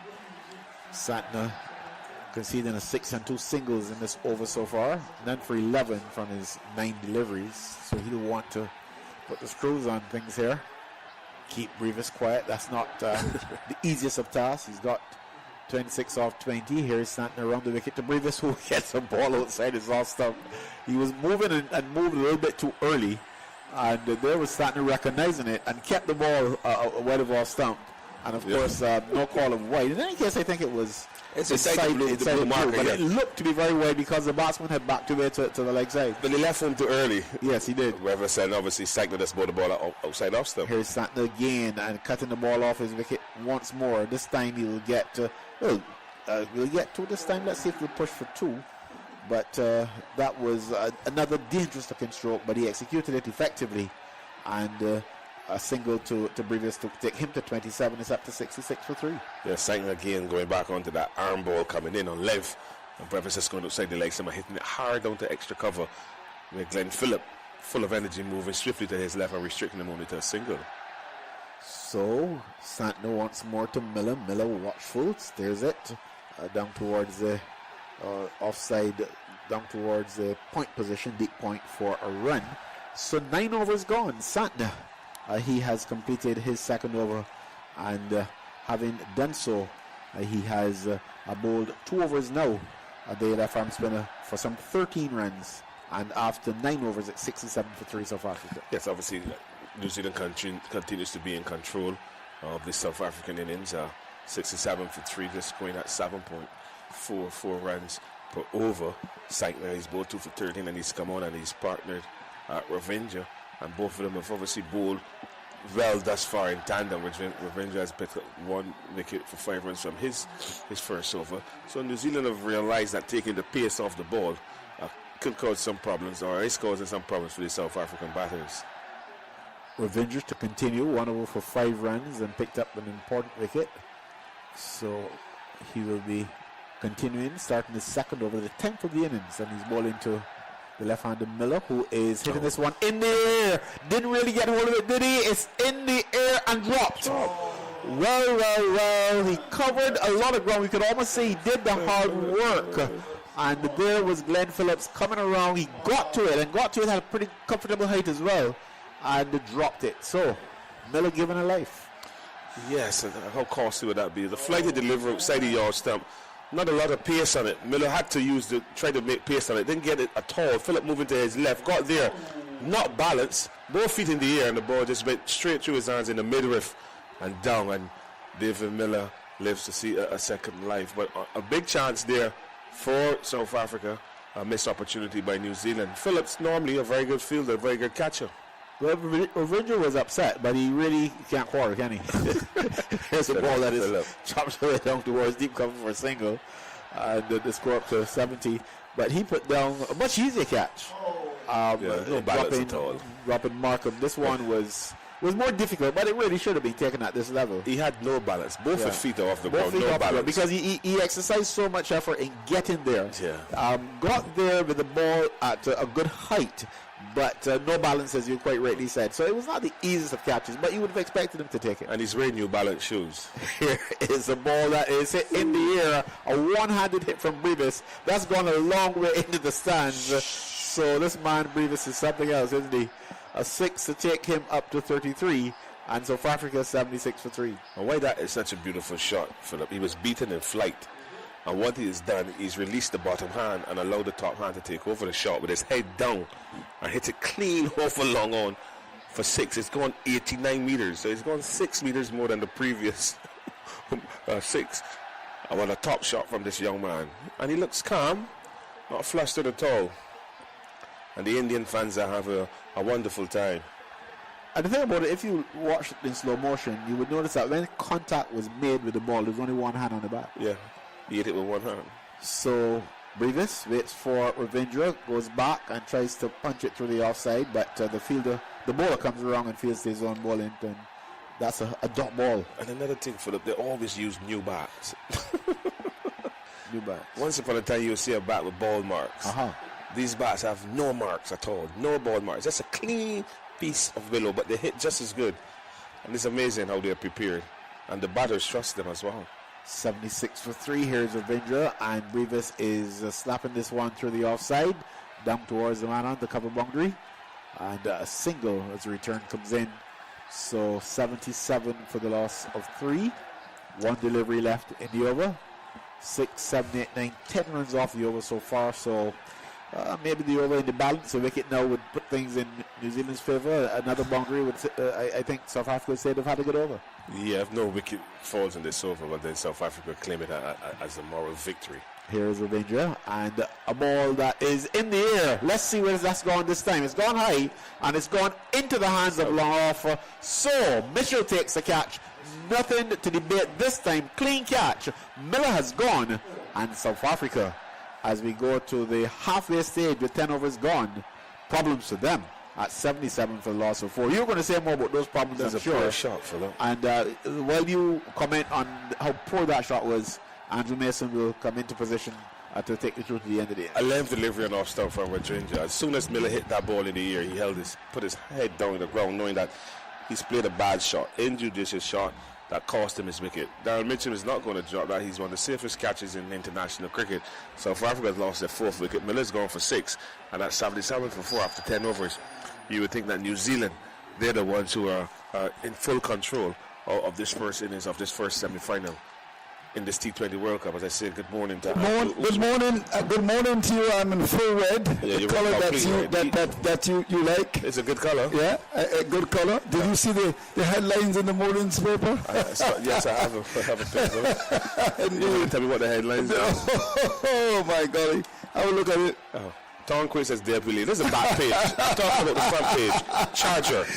Judge orders historic action on lawyer guilty of mishandling clients. Oh my God. Well done to justice. We can never trap you. Good to see you, fellow. Good to see you, Andrew. So, Brother Ralph Thorne resigning as the leader of the DLP. That's Earl Bauer's party. Of course, we have a party here with Philip Hackett and, of course, my good friend who's going to come a calling now, Ryan Hines, who's preparing to be the assistant manager for the Barbados team. Coach. Assistant coach, sorry. Are you bigger when you're manager or you're coach? Good morning to you, my friend. How are you? I'm very nice to see you. Hello to all of our listeners wherever you are across the Caribbean, from right there in Georgetown, Guyana. Rain, cats and dogs, really, in Barbados this morning. I couldn't get into my car. You got here just in time. Just in time. Where this rain is coming from? We need it. The farmers certainly need it. Several sweet potatoes in Barbados, and I like my yams. Are you a yam man? Of course, I do. I can see it. I saw sweet potato and yam yesterday. Oh my God, that's good food. Ground provisions, the old people call it. Nisham comes in bowls. The ball is bang on target. And there's the batsman going back, and Bevis pushing the ball into the onside, down towards Bedon. The bowler comes across to pick it up, there's no run. Now talk to me, of course, we've got the former West Indies all-rounder with us, Ryan Hines.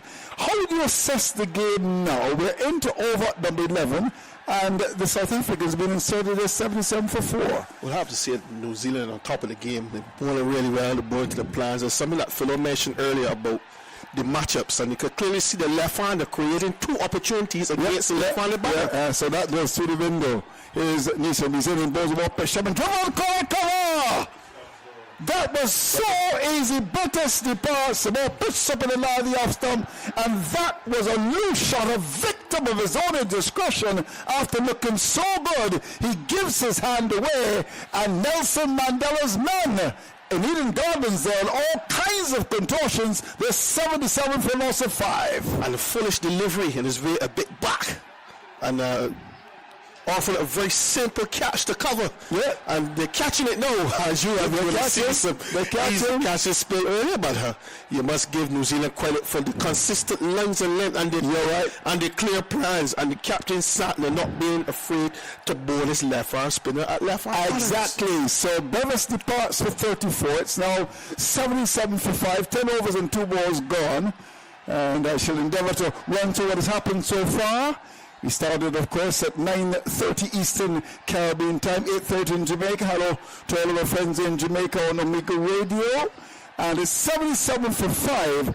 First of all, Ryan Hines, who's with me, New Zealand won the toss and they chose to field. You're not surprised by that? Not surprised. Good toss to win. If you look at the surface, it seems a bit dry, but a bit slow as well. Too slow not to be coming on. Okay. And the South African batters are struggling to touch. They like the pace on the ball. They like the pace. And the discussion with the New Zealand team, ball the ball into the surface, pace on. And Lucky Ferguson, for my money, has been superb. In terms of pace, ball at 90 consistently. That's something you'll have to say. Yeah, I do, yes. And of course, when the West Indies played against the South Africans, we started with pace. And Shepherd opened the ball in. Was it Shepherd and Ford who opened the ball in against? Yes, it was Shepherd and I think Hussein. It was Shepherd and Hussein. Oh, okay. Yeah, Shepherd and Hussein. Okay, I thought we had Ford and Hussein and Shepherd. Okay. I thought Shepherd opened the ball in against South Africa. We'll just double check that in a minute. But in the meantime, the South Africa side very much in the doghouse. They're not performing well at all. And Markham was caught by Mitchell off Ravinja for 18, the captain. The cock was caught Ferguson by McConkey 10. Rickleton, well, he was gone, caught by Alan McConkey for a dot. And moments ago, Daryl Brevis caught Sacknut cover off Nisham for 34. Miller's got 6. Stubbs has come to the crease. And trouble for Nelson Mandela's men. It's 78 for 5. We're halfway through over number 11. The rate is 7.43. So 2 things are wrong for South Africa. The rate is not good and they're losing wickets like ripe mangoes. Here we go, Nisham, the medium pacer, comes up now, bows to Stubbs. Stubbs is across the off-stump, plays the ball away into the onside, down towards that long on area for a single. I suppose when you get a pitch like this, I mean, you're not going to make 200. So wouldn't it make sense to bat with a washpan of common sense and maybe make 160, 170 and try to work with that? I believe when you see a washpan of common sense, you're speaking about rotational strength. Obviously, in T20 cricket, you take that extra bit of risk, but you want that calculated risk. And I will have to agree with you because from the first 6 overs, you would have assessed that the surface is a bit slow. Yeah. So there's certain shots that you have to put. Exactly. And if you're looking initially for maybe 200, but then let's settle for 170. Here's the delivery, which is on the line of the outside. Played away, down to third man. With an open bay by Janssen. Gets a single to go off the mark. Very tall indeed, like Joe Garner, the big bird. And the score is up to 80 for 5. We're into over number 11. Stubbs has got 1. Janssen has come to the crease. And the predictor now saying 152. Yeah, that's below par, isn't it? Yeah, below par, but you look at the nature of the surface. You never know. Slow, you never know. Yeah, you can work with 170, 180, 150. Well, it's going to be an interesting battle, there's no question about that. Here we go. Nisham so far has conceded a wide in 3 singles. Comes up now to bowl to Stubbs. In both to Stubbs. Stubbs across the off stump. Pushes from the off stump down towards cover. Sankner very fleet of foot comes forward to collect it. To end the over, at the end of it, it's South Africa 80 for us a 5. That's the latest score, Eden Gardens. And we'll have to see a good comeback from Nisham after conceding 17 runs in his first delivery, first over. And coming back in his second spell and getting the wicket of Breathless, who seemed to be in really good touch. You must be impressed. He's a good player. With this young man. First, he looks very fit. Well, yeah, and that's important. Before you go into the field, you must be fit. It's something that we can't associate with a lot of cricketers in the Caribbean. 80 for 5. And Revenger to come into the attack. Now, fitness is so key. Helps you with the concentration. We saw the West Indies, in some crucial matches, not feeling as good as they should. So the action is about to continue. Somebody's calling in the cell. It'd be very difficult to actually talk to that person and do commentaries. As we can see, the continuation of Ravindra, who has done a really good job. For his captain and 15. Yes, after dropping a very simple catch. Yeah, indeed. And you speak about character. This is good character from the young man, Andrew. Yeah, very good character indeed. Well, there's a young lady calling me. I wonder why. I'm an old man. Here is he's on the back foot, prison into the onside. That's a single. You have a way with your words, Andrew. You have a way with your words. Yeah. And we can see a very dull-looking South African dugout. Yeah, indeed. Well, where do you see it, Andrew, in terms of... At the moment, 81 for 5. Clearly, New Zealand with the advantage. One would think that Nelson Mandela's men would be inspired by what he's done. Of course, in the apartheid struggle with Steve Biko and Desmond Tutu. Had Nelson Mandela been alive, he'd been 108. Here's the delivery, which is on the line of the off stump, stroked to in the offside, down towards cover, as Revenge is on top of that off stump. And a single to Stubbs, he goes to 2. Jansen comes in the strike. In fact, was born July 18th, 1918 and died December 5th, 2013. And we know him being president when he came out of Robben Island, 28 years. May 10th, 1994, and departed June 14th, 1999 for Mr. Mbeki to take over. Of course, not the new president, he has been there for a little bit. Cyril Ramaphosa, born November 17th, 1952. South Africa being the 24th largest country in the world. Did you know that? You're doing your research, I have to. I mean, that's important. I have to keep the listeners up to date. I tell them about the Julie mangoes in Motor Market, so I've got to tell them about the size of South Africa. 83 for loss of 5. Of course, the wonderful winding hills there in St. Vincent and the Grenadines. In fact, there's a place in St. Vincent called Stubbs. And here's a batsman, Stubbs. I think the airport is in that general area as well. Here's a ball, and the line of the off-stump, Revenge is in, and bowls, and dances down the pitch. His Stubbs pushes down towards that long off here, gets to run. He must recognize now half the wickets are gone. They're struggling. We want to come in over number 12. They need to bat with some common sense and try to get to maybe 150, 160 and work with that. 84 for 5. We'll have to agree with you, Andrew, because there's between a rock and a hard place. The overs are running out. The overs are running out. Here's a ball which is short of a length, and you're right about the pitch. Seems a bit slow at Eden Gardens, and not like the West Indies pitch that was nice and shiny and lots of runs scored. The batsman actually waited at that and took a day and a half to get to him, and he played it square in the onside. So the over comes to an end. And it's 84 for loss of 5, which is the latest score at the Eden Gardens. You spoke about St. Vincent, and West Indies women would have lost yet another series in Grenada. Yeah, in Grenada. The 50-over series and also the T20 series. I think they need you as their coach. Of course, you were the Barbados Royals. Yes, I had a really good time with the Barbados Royals. Have you ever thought of being coach of the West Indies women's team? It's something that fellow spoke to me about off here, and it's something probably consider. Have you spoken to Dr. Shallow? No, I haven't. Okay. Who continues to tell people that he's happy with the West Indies side. Dr. Shallow, I think you need to change that, really, because when they look at the evidence, it doesn't support the claim. 84 for loss of 5. So the action continues. Sackner's in bowls. There's the deliveries on the line of the off-stump, pushed away in the offside by Stubbs. Can't get a run, extra cover comes across, parries the ball to the bowler. And there's no run. The West Indies losing. Interesting. On my show last night, Mason and Guess, we had some legends on. and they gave the West Indies some marks. Of course, nowadays we tend to grade the West Indies, I suppose, based on where we are in cricket. Pleasing some associate sides. England, we didn't do well at all against South Africa, and then we were knocked out by India, and we couldn't defend 195. So 85 for 5, 12 overs and 2 balls gone. Stubbs has got 4, Jansen is 4 as well. The rate is dropping all the time, 6.89. Here's Sankner, the captain, left arm orthodox spin round the wicket. Comes in to bowl to Jansen, and to this delivery, he is coming forward and just drives it down to wide, long off for a single. Good reach, Joe Garner like, could be about 6 feet, maybe 8 or 9, is it? Handy. All the batters, all the batsmen. It's a real difficult period here of Stubbs and Jansen because they're trying to assess what's a good score. Probably let to get it to 160, as you said. I agree with you. It's now the last 12 balls, 8 runs coming, so they're really batting with the pace of a giant African snail that you see in Barbados. In fact, I killed one this morning when I was out for jogging. He almost frightened me really when I saw him. Where these snails are coming from? 87 for loss of 5, 12 overs and 4 balls gone. Eating your crops. Barbados have a big problem with the monkeys as well. I can't get a mango. Here we go. As Sackler comes up in balls, the batsman's looking to lap the ball away. It's a pad. And looks very frustrated, Jansen there. Comes from the pad. In fact, Sackner's also laughing as well because of the slow nature of the pitch. So it's now 12 overs and 5 balls gone. It's 87 for 5. And the South Africans are struggling.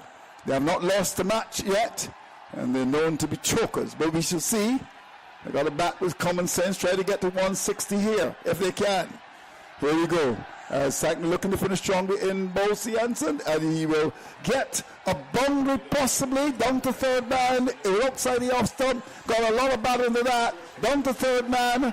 Well, the bowler didn't follow him. He gave a bit of room, went after it. That's an important boundary to end over number 13. And at the end of it, 91 for 5 was the latest score at Eden Gardens. Yes, and that one just a bit of riff, Andrew, and as you rightfully say, hopefully this boundary can give the innings a bit of momentum and impetus, as they're really struggling here with 7 legal overs left, and hopefully they can maximize these 42 deliveries. And they'll be looking to score in excess of 160 to give themselves a chance. I will agree. I agree with that. So 13 overs gone. The rate is 7, 91 for 5. Stubbs has got 5. Jansen's a 9. Of course, South Africa producing some wonderful players. Dale Steyn, Graham Smith, Jack Callis, A.B. de Villiers, your favorite. Hashim Amla, Sean Pollock. Have I left out anyone? Herschel Gibbs. Tell me some more. Faf du Plessis, great with fantastic players. And Ken Entini, yes, they're a very good bowler. Here's a delivery as the action continues. Ball which is short. Ravindra is on the off stump and played away nicely down towards the cover area by Stubbs to get a run to carry the score to 92 for 5. We're into over number 14. I believe Ashworth Pritch is a part of the coaching staff as well too. Yeah, indeed. And the captain and Boomer is actually doing commentaries. I heard him on television. Revenge is in. Bosi Jansen is forward and hits the ball in the air. That's a ball that's going to go towards the boundary. It's gone over the top. He did that so very well. And a welcome 6. A ball that was given some air. And the timer was absolutely brilliant. High over, long off. That's gone for 6. And with that, he goes to 15.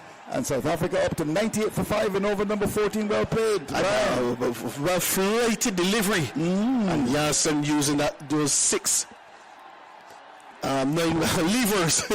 He's very tall in stature, and that was an easy shot for him. Present a full face. And again, hopefully these last 2 bowlers could give this innings really a bit of a momentum. And also another flighty delivery, works the ball around the onside, lovely use of the wrist, goes down towards mid-wicket. Jansen gets a run. So it's been a good over in the context of what we've seen so far. The first 3 balls producing 8 runs. Yes, in terms of the context, you're absolutely correct. As we can see, ECC Women's T20 World Cup in England and Wales 2026. The West Indies will be with England, New Zealand, Sri Lanka, Ireland and Scotland. Well, they're going to try and win games. Here's a ball which is maybe coming from the inside edge onto the pad, bobbled away with a forward short leg move, but the keeper came out to try to catch it, dropped in front of him.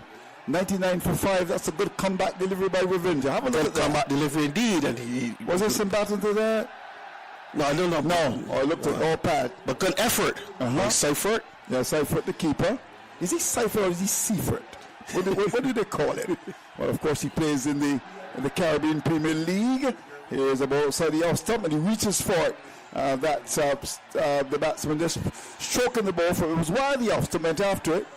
And he gets a run Stubbs as it goes out to cover. So 100 has come up on the board.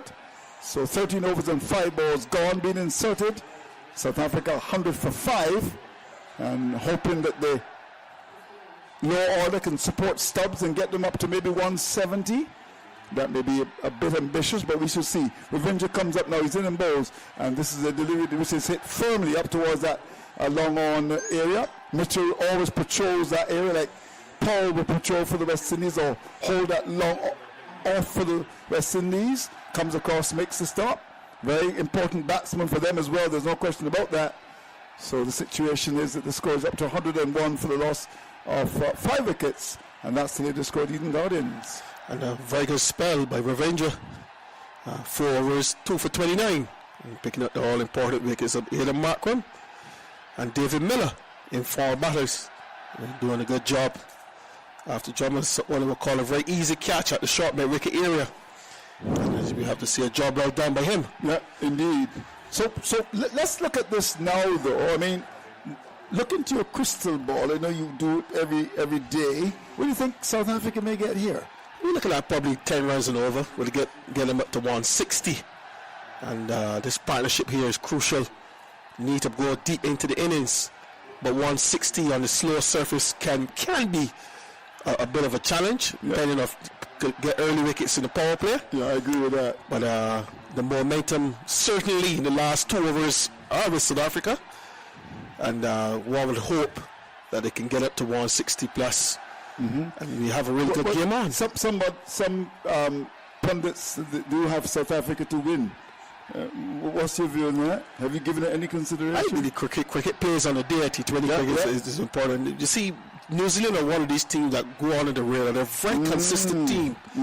And they always reach, they always reach the semi-final or final. They know where superstars are. They go about the business very quiet. It's very quiet. You wouldn't have legends. I mean, it's almost like the Larry Gomes. You know, Larry Gomes never really considered a legend, but he was so important. You know, you got big teams like Australia and England. You know, and South Africa. New Zealand, they quietly do about their business. Good all numbers, and it can be a dangerous side. Very dangerous. You look at Seifert, you look at Glenn Phillips. You have Conway, I'm not sure if he's playing, but when you look at these players. Finale at the top. Finale as well. So they have a decent side, Andrew. All right, so I know with interest I'm getting a call from Davy Southwinds. Miss Gerstein Simmons. Miss Simmons, I'm on air now, but I will certainly give you a call afterwards.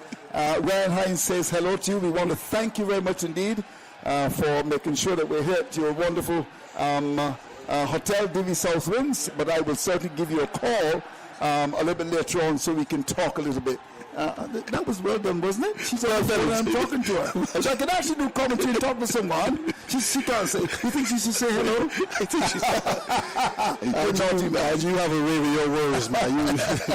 You really bring the excitement. Yes, indeed. So, Ms. Simmons, I should call you again a little bit later on. Thanks for calling. All right, so there we go. I think she's recognized it and she's going off the phone. So, 101 for 5. Ferguson, your favorite ball, is back. Pitched up.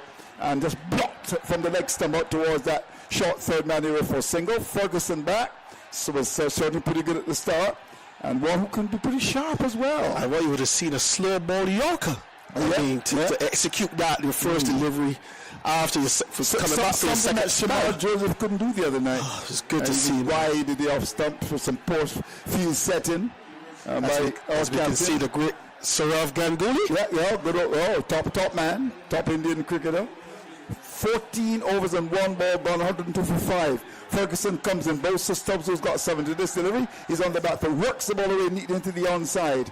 Down towards backward square, gets the single. I think these two have recognized, look, it makes no sense flirting with danger we can't continue to lose wickets. Let's bat with common sense. And as you said, try to get to 160 here. We're into over number 15. And what we can see here, change of plan for Lucky Ferguson. He's going to slow ball into the surface. Right. He recognized that the South African batters like pace on the delivery. Right. And I'm pretty sure he's going to mix the pace up in this over. When he comes up now, he's into Bolter Jansen, into this delivery, pitched up, and he's driving well. That's a lovely shot out towards cover. There's protects on the boundary, gets a single, and didn't go for the single with the pace of a Usain Bolt. But I think he was resigned very early to picking up a single there. So 104 for loss of 5, with 3 to come in over number 15. As we can see, Phillips, after dropping a very simple catch, covering a lot of ground on that deep cover boundary. Yeah, he's not as safe, but he was not good at all. Not with interest that our technical man is having some baked nuts. You like nuts, don't you? And they're peanuts as well. Here's the ball pitched up on the line, the off stump, and driven as that ball was on the off stump from Ferguson. The field cover doesn't pick it up cleanly, and it burst through his fingers, went out towards mid-off. So Stubbs gets the run to go to 9. 105 for a loss of 5. It would be interesting. Tells me that you prefer walnuts. Is that right? As we can see in the ball. There's no ball. Stage, maybe he needs some naughty. I think he needs some walnuts. Yes, I like my almond nuts. I like my walnuts. Almond nuts. Oh, wonderful. Lovely. Wonderful. Well, of course, it's very interesting that he's eating peanuts. What time is it in the morning? Oh, that's interesting. 11:15. He's having peanuts. Here's the free hit on offer. As this thing is pitched up, there's a drive. Now look at that, a Yorker length delivery. Pitch right up, and couldn't have the freedom of a Nelson Mandela hit that ball into Bloemfontein, one of the 3 capitals of that great country. It's interesting when you look at South Africa. Barbados, of course, the capital is Bridgetown. But when you look at South Africa, in fact, because of the poor balance back in 1910, there are 3 administrative capitals in that Pretoria is executive, Cape Town was legislative, and Bloemfontein is judicial, which, of course, would excite my good friend Philo Wallace. So you've got Pretoria, you've got Cape Town, and Bloemfontein. And that was as a result of a balance of power. So those are the 3 capitals. A population of about 63 million. Have you been to South Africa? I've been to South Africa on 2 separate occasions. On the 19 World Cup in 2000. Okay, who was the captain then? 2004 World Cup until Marlon Samuels was defeated again, and then they came back home. 108 for a loss of 5. Last ball over number 14. Charlemagne and banged him with a great deal of pace. Now, this is what you call bowling. That was bowled with a lot of pace, banged in short. And this is something I think the West Indians will have to learn about, because I really feel sometimes we just all over the place like a calypso in Barbados called Punka. So 108 for a loss of 5. 15 overs gone. That's the latest score at Eden Gardens. An excellent execution in that over, Andrew. You would be happy. 2 full deliveries, Yorker, well executed. Change of pace off and into the last ball with some pace. He had a beautiful shot. And he was beating the last ball with pace. And as I made way for Philo Wallace, who enjoyed pace in his career. I remember my first year playing for Barbados. Philo did 100 against Leeward Islands. And he struck Sir Kirtley Amherst for flat 6. The flattest 6 I've ever seen at Owl Park. And I'll tell you what, Sir Kirtley bought 10 overs for 10 runs, but Philo Wallace scored an excellent 100. Well, but just before you go, though, just stay with me a bit. So that 100 was where? At Owl Park, Jamaica. Owl Park, Jamaica. Yeah. What 100 from Philo Wallace? 1 day game. A 1 day game. And Barbados, I imagine, won. We won. Okay. And just before you go, South Africa, when you went there, who was the captain then? Under 19? Chris Gill was the captain. Are you sure about that? Chris Gill was the captain. You hesitated? Yeah, because there was a couple of guys were over age. We had to make some changes. I know that. We had to make some changes. All right, so who would have been some of the other cricketers? I'm sure Philo doesn't mind give you Sarwan, Marlon Samuels. Okay, well. Marlon Samuels, clearly myself. I think Ryan Best would have gone Sri Lanka in 1998. Who would have been the fast bowlers? Jermaine Lawson. Yes. And who else? Quickly. I'll get back to you. But his memory's not the best. I'll let you go. But you do, in fact, remember Philo's 100 at Alpart. I can't forget that 100. Hello to all of our friends at Alpart. That's Deep and Rural Jamaica. 100 and I think that's St. Anne. My memory serves you right. I think what Brongstong is, yeah, I think so. If my memory is right, I'm sure that someone will send me a note on that. Listen to Omega Radio, 111 for 5, and welcome back, Philo Wallace. Hello, Philo. Hello, Andrew. I need Omega 3. I think I've gone up now to Omega for all some of the peanuts, of course, provided by Mr. Neil Paris, who's, of course, our technical director. Sackner comes up, he's in. Bowes, and that's the delivery, that's angle on that leg stump. There's the batsman stops, looking to work the ball away on the onside. Comes from the pad, goes out towards cover. A bit of a struggle here for South Africa. 111 for 5 with some 2 to come in over number 15. They'll look to get a bungle here. There's Sackner as he comes up now to bowl to Stubbs, and to this delivery. It's outside the off. That's going to be called a wide. Movement in the crease. The bowler bowled it wide, Philo. Yes, obviously Sackner took the pace off that delivery, and the ball just a bit wide outside the blue markers. And the umpire, Richard Inley, have signalled wide. He's in again, Sackner to bowl to Stubbs, who's 11 for 15. He's across the off stump, strokes at the cover, can't score. This is very good bowling. After bowling the wide, bang at the off stump, pushed down to cover, there's no run. So 1 to come in over number 16, Philo. And then look at how Sackner is bowling. He's varying his pace, he's varying his line. And his so he's making the South African batters think about what score. He comes up now and goes to Stubbs, and Stubbs to this delivery is onto the front foot, recognizing that it's a good delivery. Will get a single, extra cover has to come across to the right. As he played the shot, he moved quite nicely, calling his own striker to end the over and over, in which things were rather quiet. 16 gone, 113 for 5. That's the latest score at Eden Gardens. Yes, South Africa continues to struggle here. Andrew at Eden Gardens against New Zealand. Good clever bowling by the New Zealand bowlers. Good captaincy by Sackner. He's using his bowlers well. He's rotating the bowlers perfectly, and obviously getting good support in the field. And this is what we expect from New Zealand. These teams, there's a team that always, as they say, go under the radar at these international events. And they seem to have everything covered. All their boundaries are covered. And mind you, the coach of the New Zealand side, he used to coach the South African side. Now he's moved over to New Zealand. So this is a little battle here between, the coaches, I would say. But you can see that New Zealand are well drilled, and they all understand the roles that they have to play. Henry's back into the attack to start over number 17, on his way to bowl to Stubbs. He's in and bowls to Stubbs, and Stubbs is getting a ball pitched up, filling the line of that leg stump, pushes down towards that long on there. Mitchell comes off the boundary, pick it up, sends a strong return to the keeper. The batsman have time for 1. Stubbs with that goes to 13. And in over number 17, it's 114 for the loss of 5. Here's for the loss. Yeah, they need to get the move on here. The score predicted is 156. I don't think that will be enough for New Zealand. They'll maybe look to get 170 if they can. But they need to take chances. Don't want to underestimate Jansen. He's quite a dangerous batter. He might look innocuous, but he can strike the ball a long way. So Jansen settles and waits, and Henry comes in and bowls him outside the off stump. Is that going to be called a wide? It was, going to be called a wide. Yes, balloon to the keeper, Alex Worf. Yes. The English contingent. Alex Worf at square leg, and Richard Innerworth standing. 2 Englishmen. Yes. Alex Worf played for Glamorgan, and Richard Innerworth played for Yorkshire. Yorkshire and England as well. And England. Worf has come through the ranks quite quickly. We also had an umpire from the Caribbean who was there as well, Leslie. Leslie Wilford Jr. I hope that we'll get him on the program one day. Yeah, but he's have to get permission from the ICC. Here's a ball pitched up and hit away. That's gone for 6 runs. Wonderfully played. Pitch on the leg stump, and Jansen went after that and high over the top of that wicket area. That's a welcome boundary for South Africa. 121 for 5. Yes, a light delivery from Henry. Not a lot of pace on it. And Jansen just hitting straight to the line, covering his off stump with his back foot and hitting straight to the line, head down. And it's sailed into the stands. Pause station for identification and then look up. It went 90 meters, Andrew. 90 meters. Someone else once told me that in Jamaica. When you hit it, pause station for identification, and then you come up. Seymour MacDonald Nurse, a legend of West Indies cricket.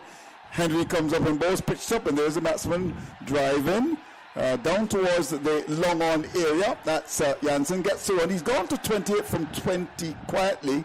And these two are doing a good repair job and looking to try to get South Africa to maybe 170 if they can. The overs are running out, Philo. Yeah, so it's only 20 overs. So they're going to run fast. Yeah, they're going to run fast. If you get a lot of dot balls, they even run quicker. Yeah, you're right. But obviously New Zealand, I feel comfortable in this position, but they don't want to ease up. No. South Africa bats deep. Yeah. You don't want to allow Jansen. Henson is in, balls outside land, the outside, swung away. That's going to go there for 4 runs. That's an important boundary. It was a very short indeed, very, very sweet ball in there. And all Stumps had to do was to come across the stumps, and he swung it between long on and the wicket, finding the gap. And that's gone for 4, the important boundary for South Africa. He has a slow delivery there from Matt Henry, trying to bowl the off cutter, and the ball came all wrong. Stood up, and Stumps slapped it between mid-wicket and long on, and down to the boundary for 4. Yeah. A very good shot from a loose delivery. Very loose indeed. Got to get it right.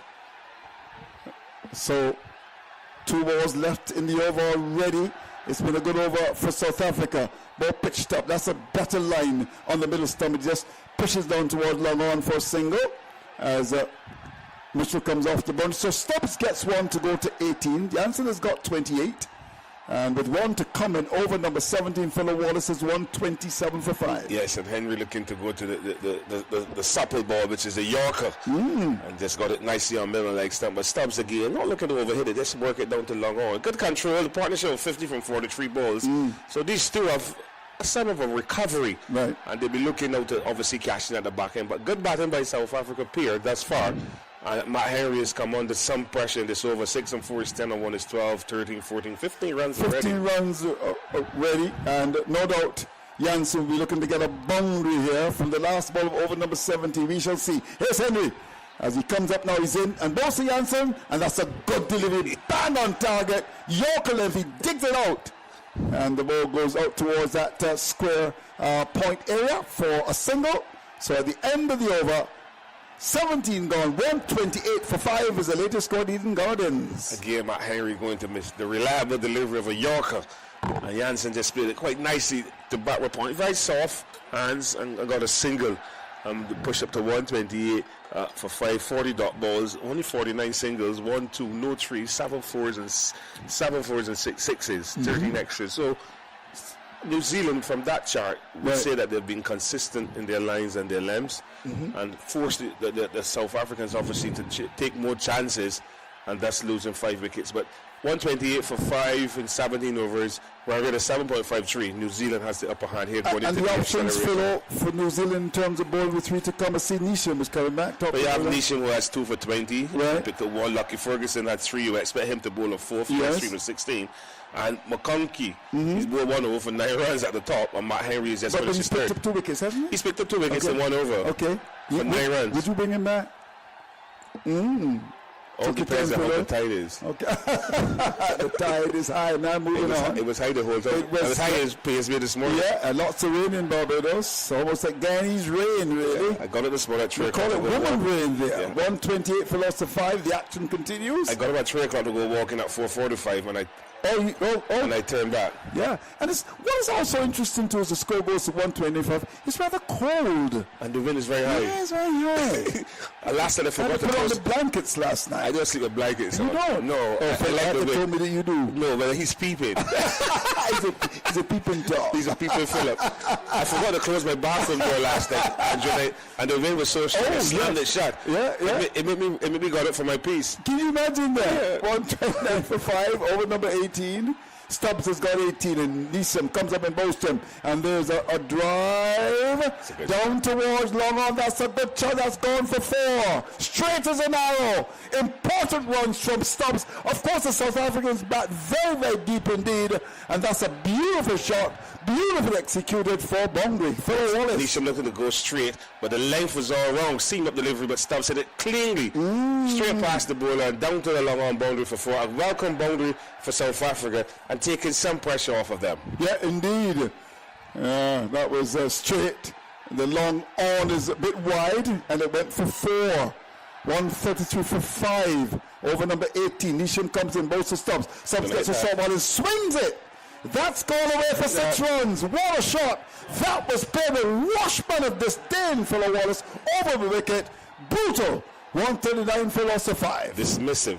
What a shot. Ball at no pace. No pace whatsoever. This ground and swung straight through the line of the ball. Yeah. Just cleared his left side a bit. Yeah. Hitting the ball with a lot of power, a lot of authority over mid-wicket. Yeah. For 6. A wonderful cricket shot. Pressure on Neesham. Yeah. 4, 6. How would he reply? Yeah.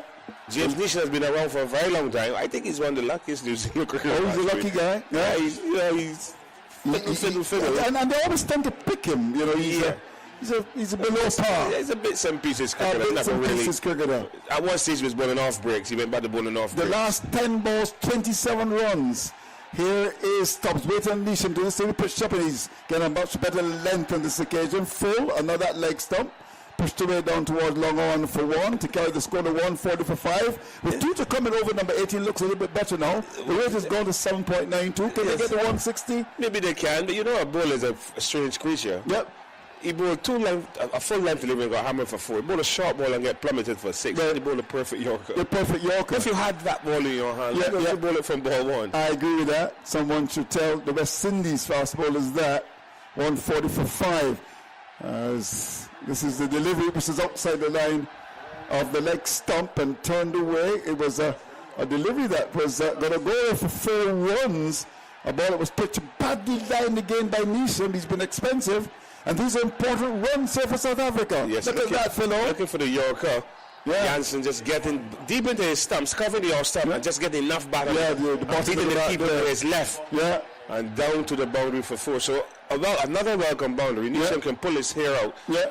But that is a good shot, and this over obviously is quite expensive from a New Zealand point of view. You're beginning to wonder if the captain has got it wrong here by bringing Neesham into the attack. 144 for 5. So things are looking much better for Nelson Mandela's men here.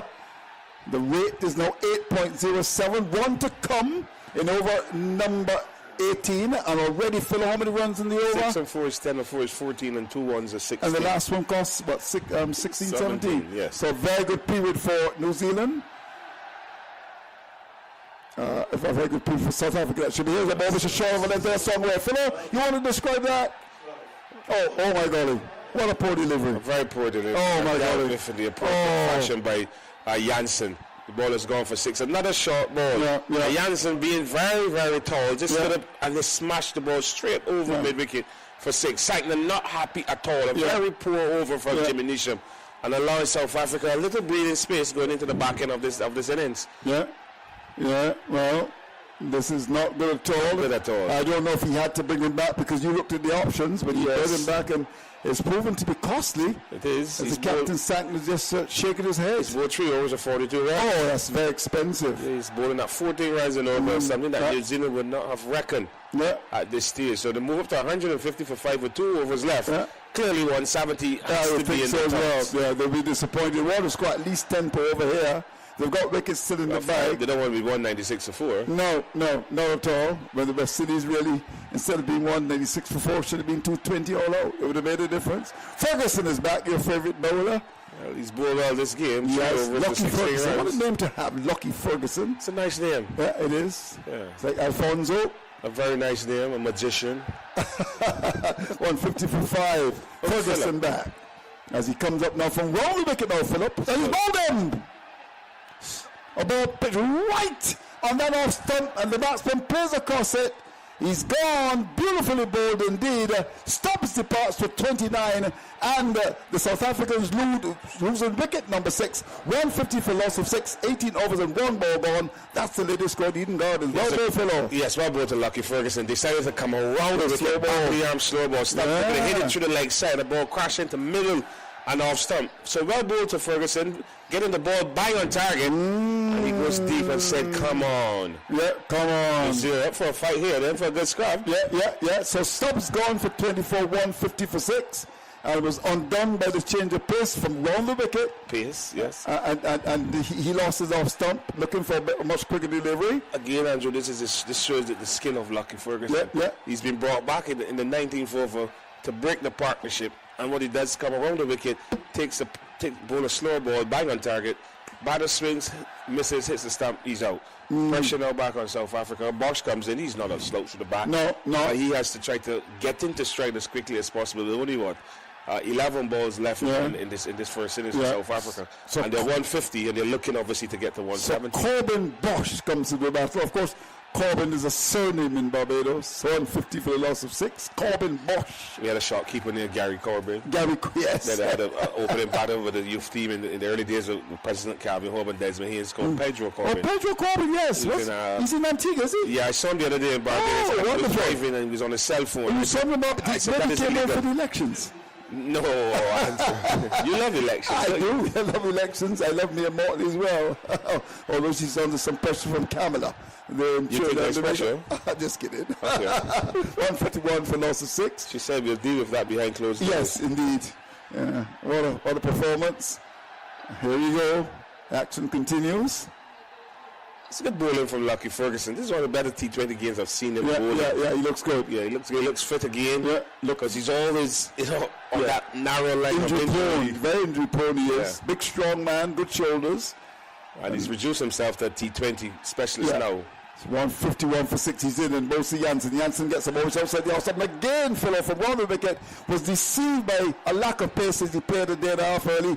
Beautifully bowled. This has been a very good 19th over. Yes, very good well bowled by Lucky Ferguson. Clearly understand what he's supposed to be doing. Round the wicket, Jansen is very, very tall, but he's looking to hit the ball through the leg side. Yes. Ferguson just zoning in on that off-stop, a Yorker length delivery, the ball fizzed through. 21 balls, 8 runs, 1 wicket, economy rate of 2.28. You come what ain't better from him. Very good indeed from Lucky Ferguson. Looking to lock things down here now. 151 for 6. He's in and balls outside the outside and swung away. This time there's great connection from the tall man from South Africa, and that sails over wide long on. That's goal for an important boundary. 157 for loss of 6. Jansen goes to 46 from 26 balls. Well played. A good attacking shot for Jansen again. Pearson, length. Jansen just staying his ground and just swinging straight through the ball. The long arms of that beautiful bat. Yes. Good position, good power position, and clear the long arm boundary for yet another 6. Don't underestimate this young man, Jansen. He plays it from the heart. Here's Ferguson, comes in and bowls him again, and there he goes again, pitch stop, and he launches into that, hits it high over the top of long on. That is a wonderful shot, and what a way to get to the 50. 52 from 27, and they're applauding his work, which is worthy of commendation, with 1 to come in over number 19, 163 for loss of 6. Well played, Jansen. Well played, Jansen, and Marco Jansen. That is proven power. Yes. Looking for the Yorker, missed it by a millimetre. Yep. And Jansen struck the ball 86 metres. Yep. Very well played by the young man. 2 4s or 5 6s in this knock so far. Yeah. Last ball, and then he gets the one that is completely befuddled by a ball that was very slow with the pace of Lance Gibbs there, and the batsman played a day and a half early, and you need sometimes to take pace off the ball as he did with that over. A mixed bag in the over. We had some lovely deliveries. We also had 2 boundaries, 2 maximums, and over number 19 comes to an end. And at the moment, it's interesting with 1 to come. There's 2 6s and 2 singles in that over, 14 runs to South Africa.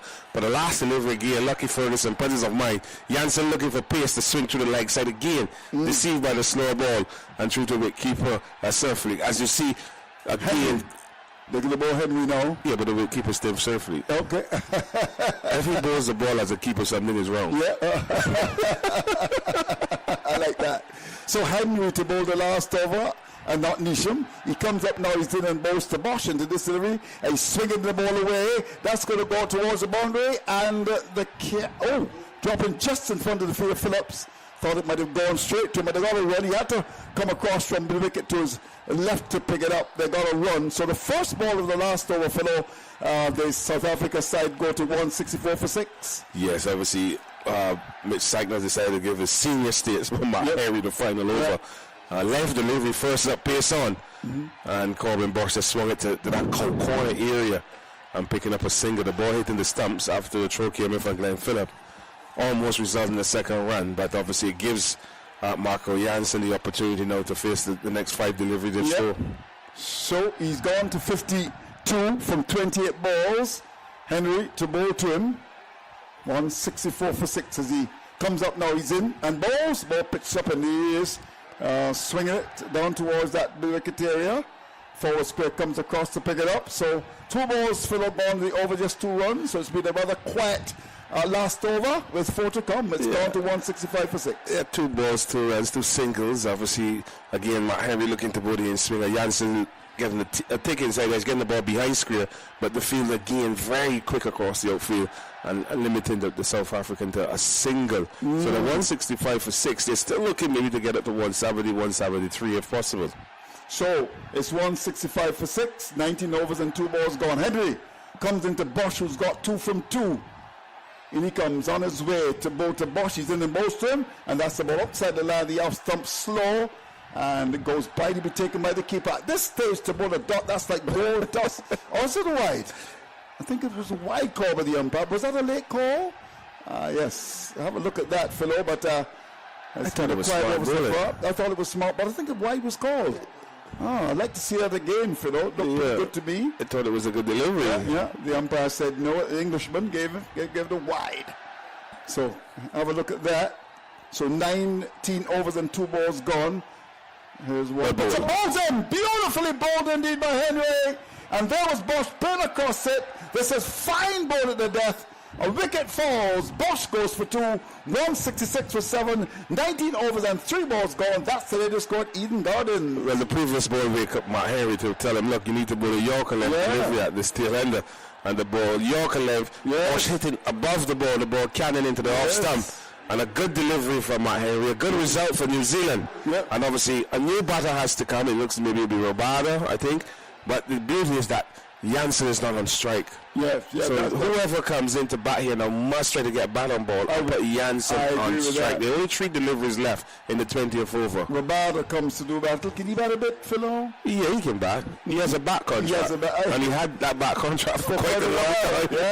Yeah, indeed, Roberto. How do you rate him as a fast bowler? Very good. Very good. Okay. This is a young man that played on the 19 cricket.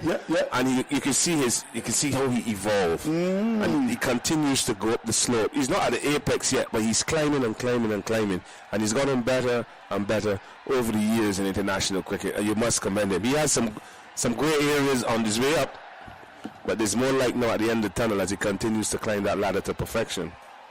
Well, of course, he's in good company. People like Dale Steyn, Sean Pollard, Fanny de Villiers, fantastic bowlers. Alan Donald. Here is Henry, comes in, bowls him, and he's coming onto the front foot and hits the ball in the air. The catch is taken. Down on the boundary at long on, and all of a sudden Henry's on a hat trick, pitched up, and Roberto played it down towards long on. The catch is taken, and South Africa, they lose another pepper. It's 166 for a loss of 8, with 2 to come in the last over. I don't think he was expecting that ball to go so far. He was just going to chip it to get a single. I think so. Have a look at that. He just chipped the ball looking for a single. Conviction, but it went a long way. It went a long way. He has a good bat. Yeah, he has a good bat. And Isham is not going to drop that. No. And he is signaling out. So 2 and 2 balls. So this 20th over, it's starting now to look rather good for New Zealand. Yeah, indeed. 2 wickets in the 20th over, and they're still 166 for 8. But Jansen will be on strike. Yeah, he's going to be on strike. Maharaj comes out to do battle now. Let's see what Henry will do. He's on that trick. And so far, in the over, 2 runs scored wide as well. But Maharaj is on strike. So Maharaj is on strike. This is going to be interesting. He needs to get bat on ball here to get Jansen on strike. 2 balls are left, and Henry is on a hat trick. Neil Paris reckons he'll get it. Let's see. Here is Henry on a hat trick. Comes in, balls to Maharaj, and he just steers the ball away down towards that short third man there with an open blade and gets a single. So importantly, Jansen comes to the strike, but this has been a very good over for Phil Wallace. A very good over for Matt Henry. 1-1 right, wicket single. 4 runs and 2 wickets in the 20th over. You couldn't ask anything better from a New Zealand point of view. Good ball. It was a very good ball indeed. Taking the pace off of it, taken by Nisham down at long on. So the final ball is about to be bowled. For South Africa's perspective, they've got Jansen on strike. Last ball. Here is Henry, comes up now, balls to Jansen, pitched up, and he's getting a good delay, bang on target, gets one, will look to come back for the second, the return comes in, and did he make it? I'm not sure if he did, he was coming back for that second run. He's signaling like he's home. It looks as if he's home. The ball went down to long on, they came back for that second run, and the keeper whipped the bails off, but it looks as if he made it. So, New Zealand up against South Africa, the first semi-finals. The news is that the New Zealand side winning the toss, electing to send South Africa into bat, and after some struggles, losing half their wickets without 100 runs on the board, 20 overs gone, 170 to win. It will be New Zealand to look to get into the finals on Sunday. Yes, New Zealand needed 170 to win at a run rate of 8.50. Not too daunting a task, but obviously it's how well they start. But you have to commend the New Zealand bowlers. They bowl well. Matt Henry in this final over came back wonderfully well. You have to also give Cole McConkey a rousing applause. He bowled only 1 over, Andrew, and he picked up 2 wickets for 9 runs. And you thought that South Africa were down and out, but they rally up to 169. Momentum a little bit with South Africa, but New Zealand will be looking to say, well, look, at least we control the innings of South Africa, and they know what the pitch is offering, and it's up to them now, their batters, to go now and show application and play smart T20 cricket. All right, what we're going to do, stations across the Caribbean, stay with us. We're going to pause for a business call. When we come back, we're going to do a complete assessment of the innings of South Africa. Let's pause for business calls. In life, you don't win by swinging at everything. You win by building an innings with timing, discipline, and patience. That's why the best people play to a plan. So, do you have a wealth plan? The BOSL Global Investment Fund is a professionally managed mutual fund supported by Bank of St. Lucia. Your money is pooled with other investors and managed by professionals, giving you access to global markets through one investment. Choose one of our 3 mutual funds, the option that suits you most. One is designed for long-term building with more movement. One offers a steadier blend, and one focuses on stability with an income approach. Call us at 1-758-724-6838. Let's start with a conversation and start building your wealth plan step by step. This message is for general information only and is not investment advice. Investments involve risk, including possible loss of principal, and values may rise or fall. Review the fund documents and speak with a licensed broker before investing.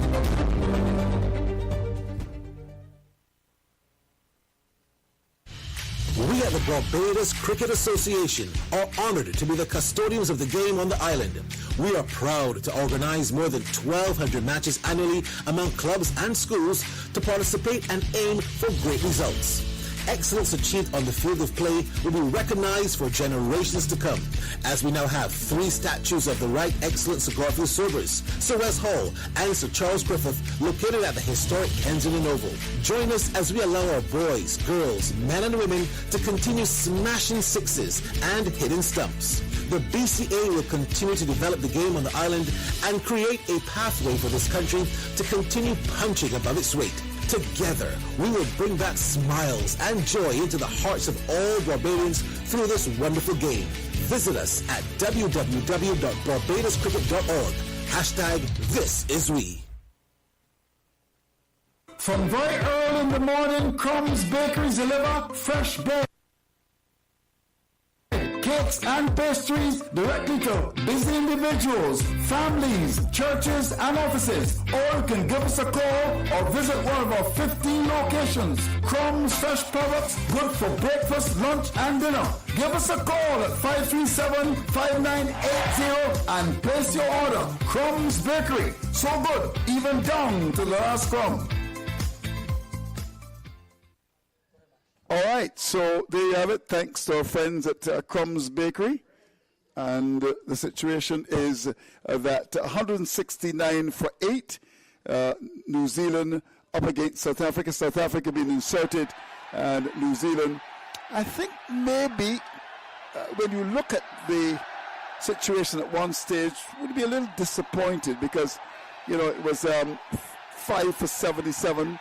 10 overs and 2 balls gone, but cricket is a funny game, and of course there's a lot of depth in the South African batting, and they were able, of course, to get 169 for loss of 8 from the 20 overs. So let's run through the details for you. Ryan Hines, the former West Indies all-rounder, joins me. South Africa, Markham was caught, Mitchell Bow, Ravindra 18. Quinton de Kock was caught, Ferguson, Bow, McConkey 10. Rickerton was caught, Allen, Bow, McConkey a duck. Brevis was caught by Sacknoff, Nisham for 34. Miller caught by Mitchelloff, Ravindra for 6. Tristan Stubbs played well, but then was deceived by a slow ball, befuddled really, was bowled by Ferguson for 29. Janssen not out 55. What a knock from him, 30 balls, 2 4s and 5 6s. Bosch bowled by Henry for 2. Rabada was caught by Nisham off the bowling of Henry for a duck. In fact, Henry was in hat trick. and Maharaj not out one, he just faced one ball. So from the 20 overs, South Africa looking to get in to the finals. Of course, as you know, 2 years ago in Barbados, they played and got into the finals against India. They lost at the Regents Bank at Kensington Oval.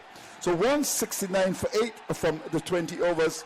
And in terms of extras, there were as many as 14, 12 wides, 1 leg by, and we also had 1 no ball. In terms of the situation, at one stage, South Africa were 5 wickets down for 77, but recovered quite nicely thanks to some very intelligent batting from Stubbs. He found a good partner, first officer in Janssen, and they were able to stage a recovery. And at the end, it was South Africa making 169 for 8. Let's look at the bowling. Henry 4 was no balance, 2 for 34. Makonji, he bowled 1 over, no balance, 2 for 9. Didn't come back quite strangely. Ferguson 4 was no balance, 1 for 29. Nisham 3 overs, no balance, 1 for 42. Sankner 4 overs, no balance, none for 29. And Revenge in the left arm, orthodox spinner, 4 overs, no balance, 2 for 29. Well, alongside me, as I said, is the former West Indies all-rounder, Ryan Hines. Ryan, let's first of all start with the pitch. How did they play? I thought the pitch was pretty slow, as you would have seen earlier. 1 or 2 balls sticking in the surface, but nonetheless, as the lacquer came off the ball, it got pretty easier for batting. And what we would have seen, the pick of the bowlers really would have been Lucky Ferguson in terms of his 4 overs, 1 for 29. And he was effective in terms of his pace, using the slow deliveries, execution of Yorkers at 2 difficult periods and passages of play.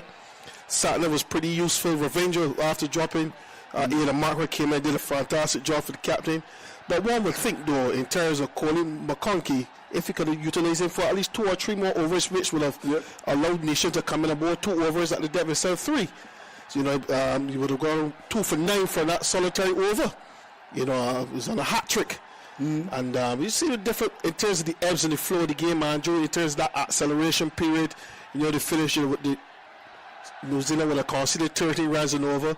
The last of the 6 overs, they would have conceded 69 runs. And that gave the innings a bit of impetus. And that partnership of 60 odd between Stubbs and Janssen, an all important partnership and very good innings from Janssen, showing his all-round ability, which enabled New Zealand to get up, South Africa to get up to 169, which we believe will be a challenging total on this surface. But nonetheless, T20 cricket players on the day, and New Zealand will tell himself, scoring at just on 9 runs and over, getting a good start in the first 10 overs. They will reassess after the 10 and see how much they have to score in the final 10 overs. Yeah, I certainly agree. It seems to have gotten a bit better too in terms of the pitch, a bit slow at the start, but Janssen's not was brilliant. Stubbs a good player. And the thing about the South Africa side, they've got depth in their batting. Yes, they do. And you see Janssen, his all-round ability. Corbin Bosch, who's useful batter as well too. Stubbs. When you look at the South Africa team today, the informed players didn't really come off. No. And they were able to get up to 169. Yeah.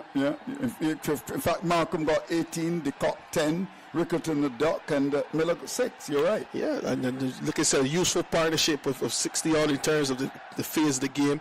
And Janssen hopefully will take this confidence into his bowling. As you know, he can be lethal left arm seamer. Yeah. And as you can see, in terms of his no-look shot, as Philo was trying to explain, being coached by the greats of Simone Nurse and these guys, in terms of keeping your head down. And what he did really well today, he was well balanced and they executed his shots expertly. He scored all around the ground. And every short ball that was bowled to him, he deposited over the deep wicket and deep backward square boundary. And it was really good to see, he coming into form. He's going to be very crucial as New Zealand start the innings in the finale. And Seifert, as we know from CPL, he plays with the Zooks, I believe. So this should be an interesting contest. The first 6 overs was feeling restrictions, only 2 players out, and New Zealand having to score 8.5 runs and over in order to win this game. We'll be looking forward to this contest as New Zealand is about to start the innings. Okay, well, New Zealand is about to start the innings thanks to the Bank of St. Lucia. Thanks, of course, to our friends at Crumb's Bakery. So good even down to the last crumb. We like that You like that, huh? Don't you? So even down to the last scrum. Have you had any croissants today? You're a croissant man. I had a little bit of sweet bread and some coffee, black coffee. And you're going to say Barbados makes the best sweet bread in the world. Is that right? Yeah, I do. I'm more behind you. I'll tell you a story. Darren Gangle, who comes to Barbados often, actually said to me that Barbados makes the best macaroni pie in the world. He loves Bajan macaroni pie. You're a macaroni pie man? No, I'm not a fan of macaroni pie. Aren't you a guy that believes in fitness? I'm pretty sure you're not. No, I'm not a macaroni pie man. But I'm a pie man. And a spy man. All right. Well, I'm going to get what the chair fellow was. It's going to. It's Ryan, you're going to stay, of course, with our good friend Mr. Philip Hackett, whose lady, I don't think she's going to come today, so we're going to be deprived of lunch today. Philo, your friend is a very naughty man. He promised lunch, but he didn't deliver. That's why he's not a politician. All right, so 170 to get 8 overs and 8.5 the rate required.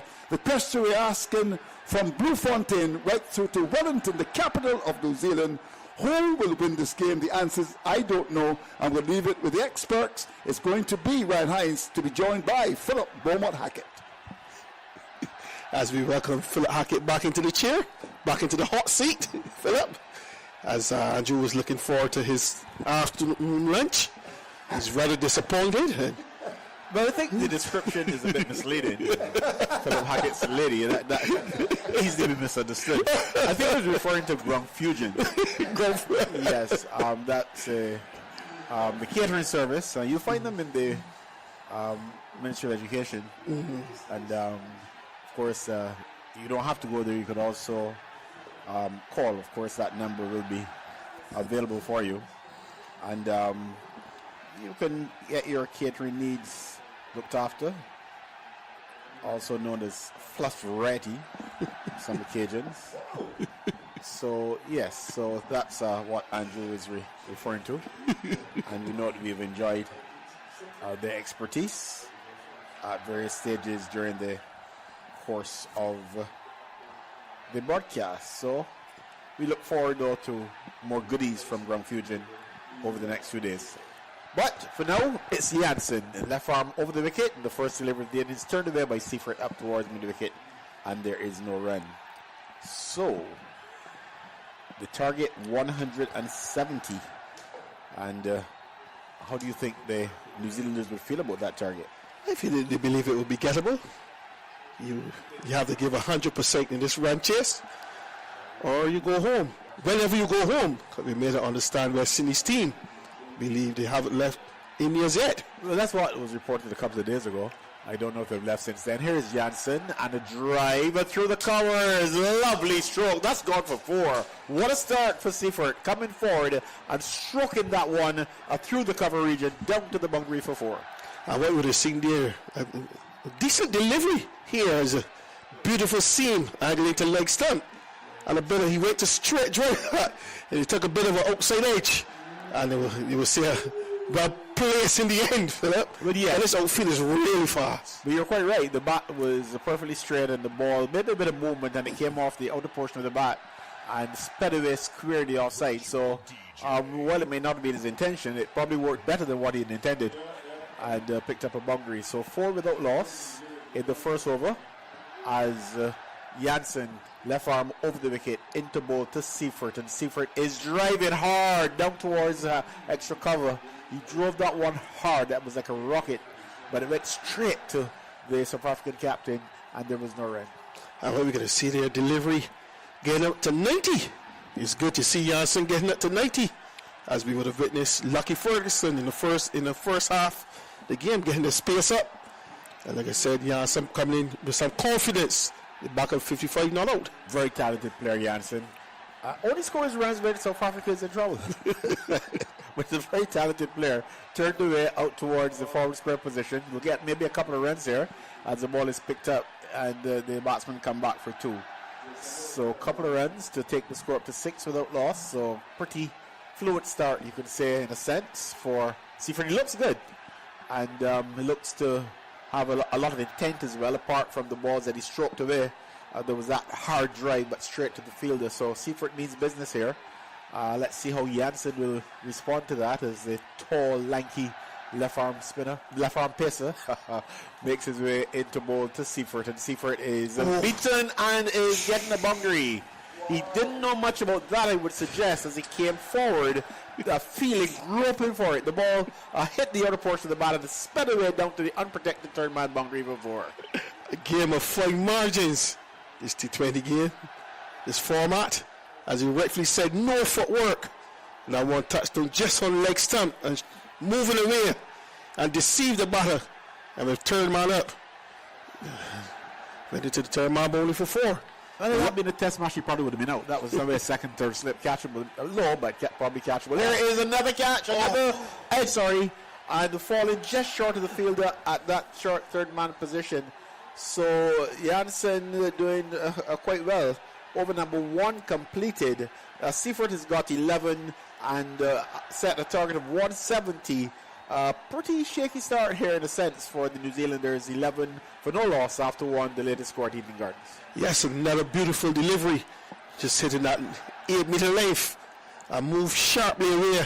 And a good stop by Ryan Rickleton at the short third man position. And a good finish to the over.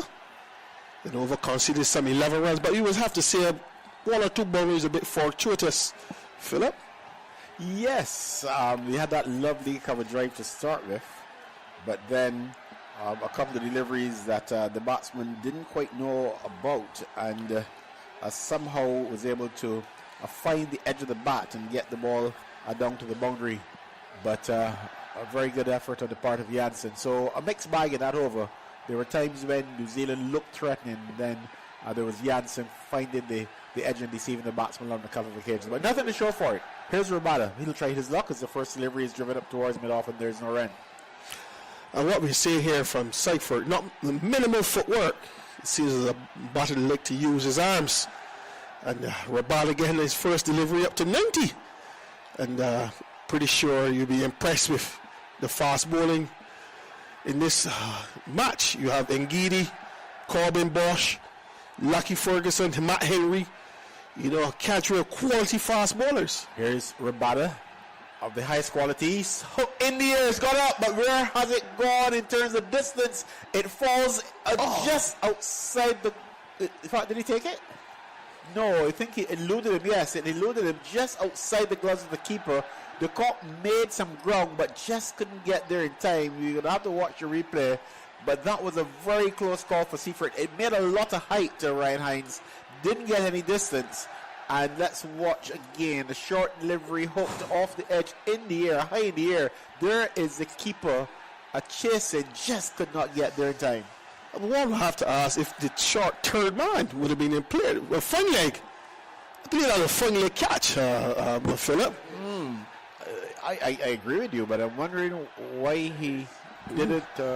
I guess he pulled out because the cock was confident he could get to it, and you don't want 2 players going after the same ball. But clearly, being wise after the event, it was clear that it was fine leg's catch. Yes, I would have to agree with you. Fine leg would have had a better sighter in terms of the keeper running back. Here's Rabada into Allen, and Allen steers this one down towards third man for 4. I think they need to put 2 slips like that in the third man. And that ball has gone down to the boundary for 4. So Allen is off the mark, but really and truly, I know the South Africans are not laughing because the bowling has tested the batsmen so far, but they've got nothing to show for it. I will have to agree with you, Philip, in terms of the quality line and length that is being exhibited here. And, you know, the pace of these bowlers, once you get back on ball, you're just going to travel. In all seriousness, though, I think there's a case for 2 slips. Here is a good delivery that's pushed up towards the mid-on position. And there is a single. Like, you're not going to lose the game in 2 overs. I mean, it can be taken well away from you, but you're not going to actually lose it in 2 overs. And given the difficulty that these batsmen have been experiencing against this bowling attack, I would have the second slip in, even if only for a couple of balls. Would have to agree with you. So you're looking to win the game as well, too. And, okay, now we see in the replay that Brevis seemed to have been going for it, but then heard the call and pulled out. So an error in judgment there on the part of the keeper, you'll have to say if he called for it. Here's a ball that is played away. That's gone to extra cover and put down by Maharaj. Well. That was an awkward stroke played there by the batsman, and it went up towards extra cover. What is happening with South Africa? Let's watch the replay.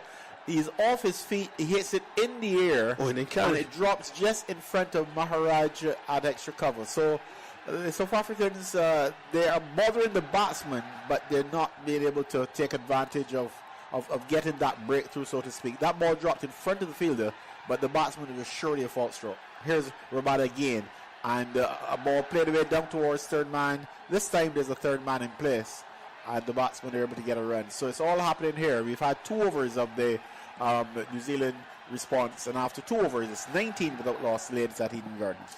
One will have to say the luck is certainly with New Zealand today.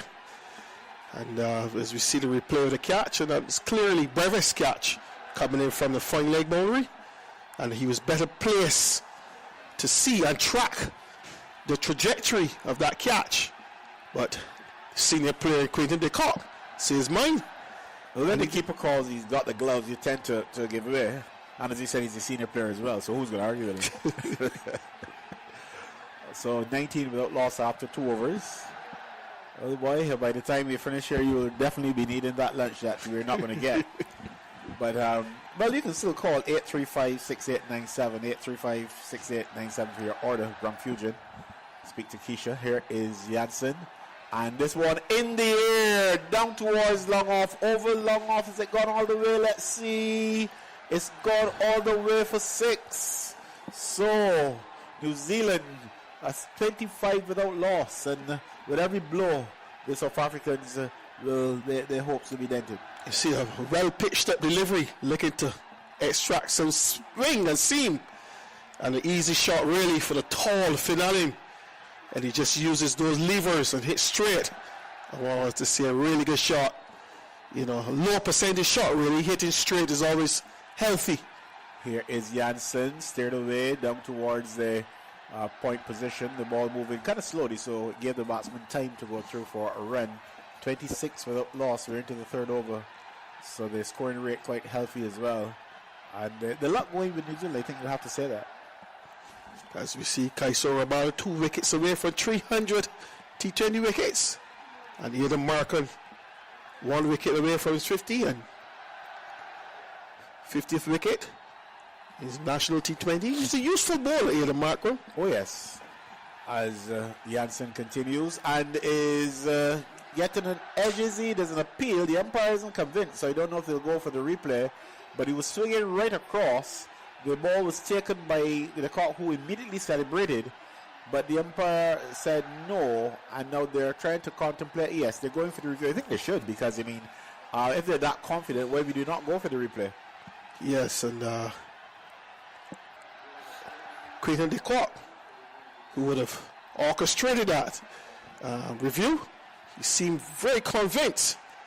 But he's already made one costly error, so he wouldn't want to make 2. Let's see. I'm not seeing any touch there. I think that review may be lost. Right? I'm not seeing anything. Here's the ultra edge, and not.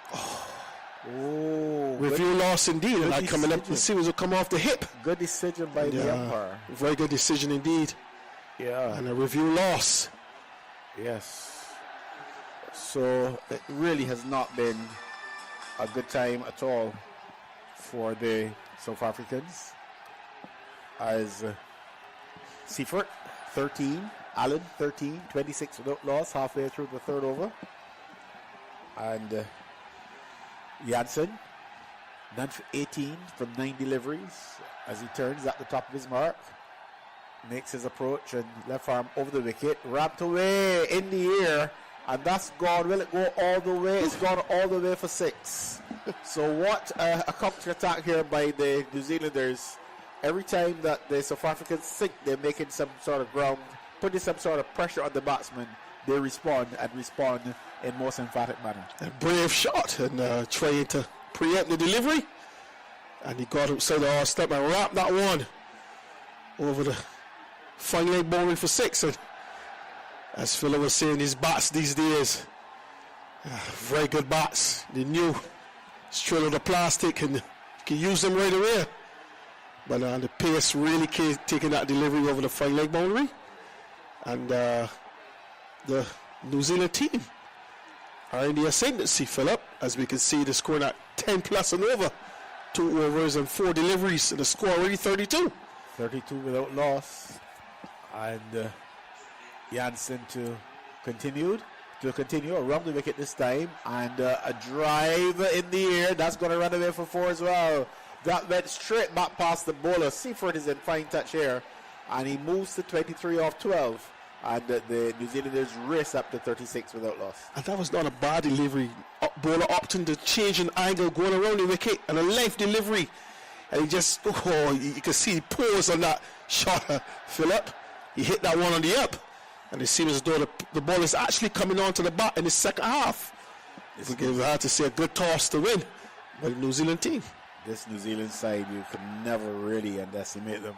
So for Africa, they have looked on not only being unbeaten, but look unbeatable. And New Zealand just romping at this point in time. The game isn't over yet, but they look set. As Jansen around the wicket to Seaford, who drives straight. But this time will just be the 1 run because the man Rabada was pushed back. And a single to end over number 3. With New Zealand 37 without loss, the latest at Eden Gardens. And 3 overs of excitement. We would have seen review loss, miscommunication in terms of catch, outside edges, inside edges. One will have to say, Philip, a lot of excitement in these 3 opening overs of the first power play. As we know, the first power play, 6 overs, fielding restriction, only 2 fielders out. And New Zealand looking to maximize as we see a bowling change. Ngidi replacing Rabada. So, Ngidi comes into the attack after 3 overs. Right arm over the wicket, and the first delivery whipped away out towards mid-wicket. Diving effort by Rabada, it looks like, but it goes past him. It will probably not go for 4 as it's picked up now just inside the boundary. They come back, it looks like 3 runs. And yes, that takes the score up to 40. Of the first delivery of the over from Ngidi. So Seaford and Allen are keeping the scoreboard quite busy.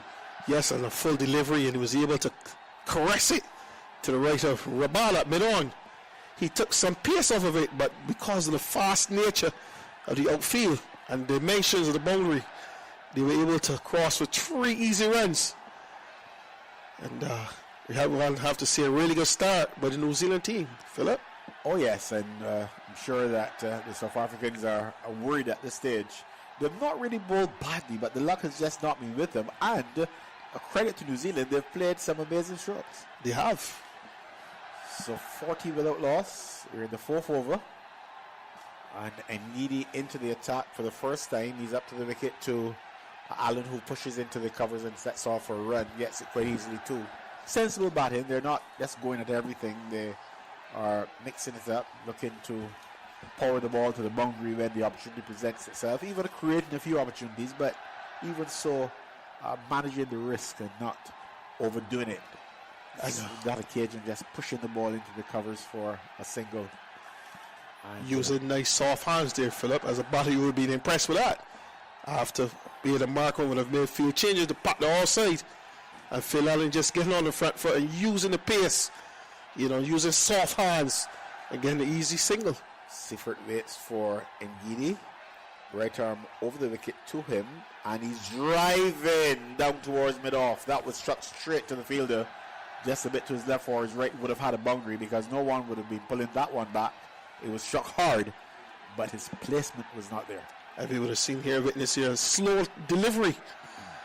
As you know, Ngidi, very useful with those slow off-stump deliveries as he was close out in his well against West Indies when he conceded some 2 runs in the penultimate over. And what we are seeing here is his full repertoire of slow deliveries. Here is Ngidi and Yorker length delivery, which is worked to up towards long on for a run, well bowled and well played too. So a single to lift New Zealand up to 42 without loss. The target is 170, and if you look back at the South African innings over the next couple of deliveries, just to refresh your memory, they made 169 for 8 from their 20 overs. I'm going to start with the extras, which numbered 14. One of them legged by 1 no ball and 12 wide. So 14 gifted runs, you could actually say. Here's Ngidi. And driven down towards mid-off again, straight to the fielder, no run. So Markham 18, Quinton got 10. Rickleton no score, he was out first ball. In fact, the Cock and Rickleton fell in consecutive deliveries to the off-spinner, McConkey. Then you had David Miller, 6. The Brevis, he got 34 from 27, played well. Tristan Stubbs, he got 29 off 24. He also batted quite well. But the batting hero, Marco Janssen, let's watch as Ngidi is wrapped away again in the air, down towards the fine leg, over the boundary. That's gone for 6. That's the second stroke we've seen like that. And a 6 to Allen. The second 6 that we've seen off that wrap. And at the end of over number 4, 48 without loss. Well executed wrap. As either Markham would have popped the offside feed mid-off cover, backward point, short third. And clearly see the line of attack was the ball just on 4 step full. But the batter was equal to the task and he got outside the all step early and wrapped that over the fine leg boundary for 6. And what I have to say, this is clever batting by the New Zealand team, keeping that momentum in the first power play. And as we can see, Finale versus pace. And his strike rate is 225. he seems to favor fast bowling, this Finale. Well, he's got one of the best coming at him now, as Robato replaces Janssen. None for 8 from his solitary over so far, up to the wickety bowls to Finale, to Seifert, who is swinging this one over the infield out towards the boundary. I don't think he would reach there. Nice sliding effort, pulls it back, and the batsman turn for what I believe is the 3rd run. Yes. So the 50 comes up, 51 without loss. The 50 coming up off the first delivery of the 5th over. Yes, and as we were discussing earlier, Finale and strike rate of 225 against pace. And this is not just ordinary pace we're speaking about. We're talking about the likes of Rabada and Ngidi Janssen, Corbin Bosch, who hasn't been introduced into the attack as yet. And Phil Lanning and Seifert bring up the 50-run partnership. And Ron will have to say, good going, good early going by the New Zealand team. And they will be the happy of the 2 dressing rooms, Philip. Oh, yes. Marco Janssen, who top scored, he's started the attack for them. Here's a ball that is steered away down towards point for a single. So a single to bring about rotation in the strike. But as I was going through the details, yes, Janssen top scored with 55, knotted off 30 balls, 5 6s and 2 4s. Strike rate of 183.33. Bosch made 2. Rabada no score. Maharaj is not at 1. A score of 169 for 8. And if you look at the bowling, Matt Henry 2 for 34 from 4. McConkey 2 for 9 from 1. Lockie Ferguson 1 for 29 from 4. Nisham 1 for 42 from 3. Santner none for 25 from 4. And Ravindra 2 for 29 from 4. So 52 without loss. Here is Rabada on a drive down towards mid-off. They're not getting that off drive positioned or place. Well, credit to the South African captain for his field setting. And you've seen at least 3 or 4 powerful drives down to mid-off and just can't beat the field. And it'll be interesting to see the Jew factor, Philip. And that's one of the reasons why India would have batted first against West Indies. That Jew factor, really, the spinners wouldn't be effective with a wet ball. Here's a ball that is hit in the air. That's hit hard, and that's gone over long off. That's gone for 6. So these Pacers, these South African Pacers are being treated with scant respect. And a 6, which means that Seifert now goes to 37, Allen 21, 58 without loss. I think, Ryan, we didn't really expect this, did we? As we can see here, slow delivery.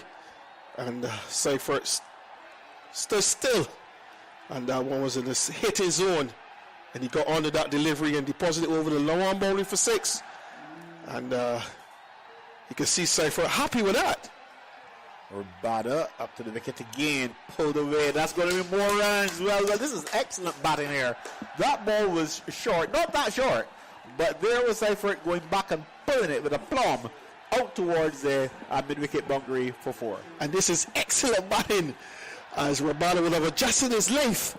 He decided to go a hard length, and Seifert stood still and slapped that one wide mid-on for 4. And this is exciting batting, exciting power play. And South African bowlers being taken to the sword here. And we're really enjoying this battle. Oh, I missed that one as he tried to swing it into the onside. So 5 overs completed. Advantage to New Zealand, I would say. I challenge Ryan Hines to disagree. 62 without loss after 5. The target is 170. More from Ryan Hines. And then it will be Andrew Mason.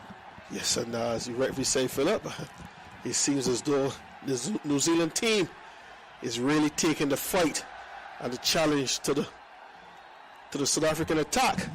And Andrew, it seems to be in disbelief. Yeah, well, it looks very much as if our friends from New Zealand are cooking good looking, like Matt Fingal, the famous comedian from Barbados, would say. At the moment, 62 for 5, 6-2, 5 overs gone, 169 the score. You would think that New Zealand are in control. And as I welcome back Philo Wallace, who I'm certain will be impressed with this display of batting by Seifert and Allen. But Bosch comes into the attack now. As he comes up now, he's sending balls to Allen into this delivery. Allen is getting outside the offside and plays it square the offside. Down to backward point, that's gone for 4. Upside around the off stump and banged it square the offside. It's gone for 6 actually. Wow.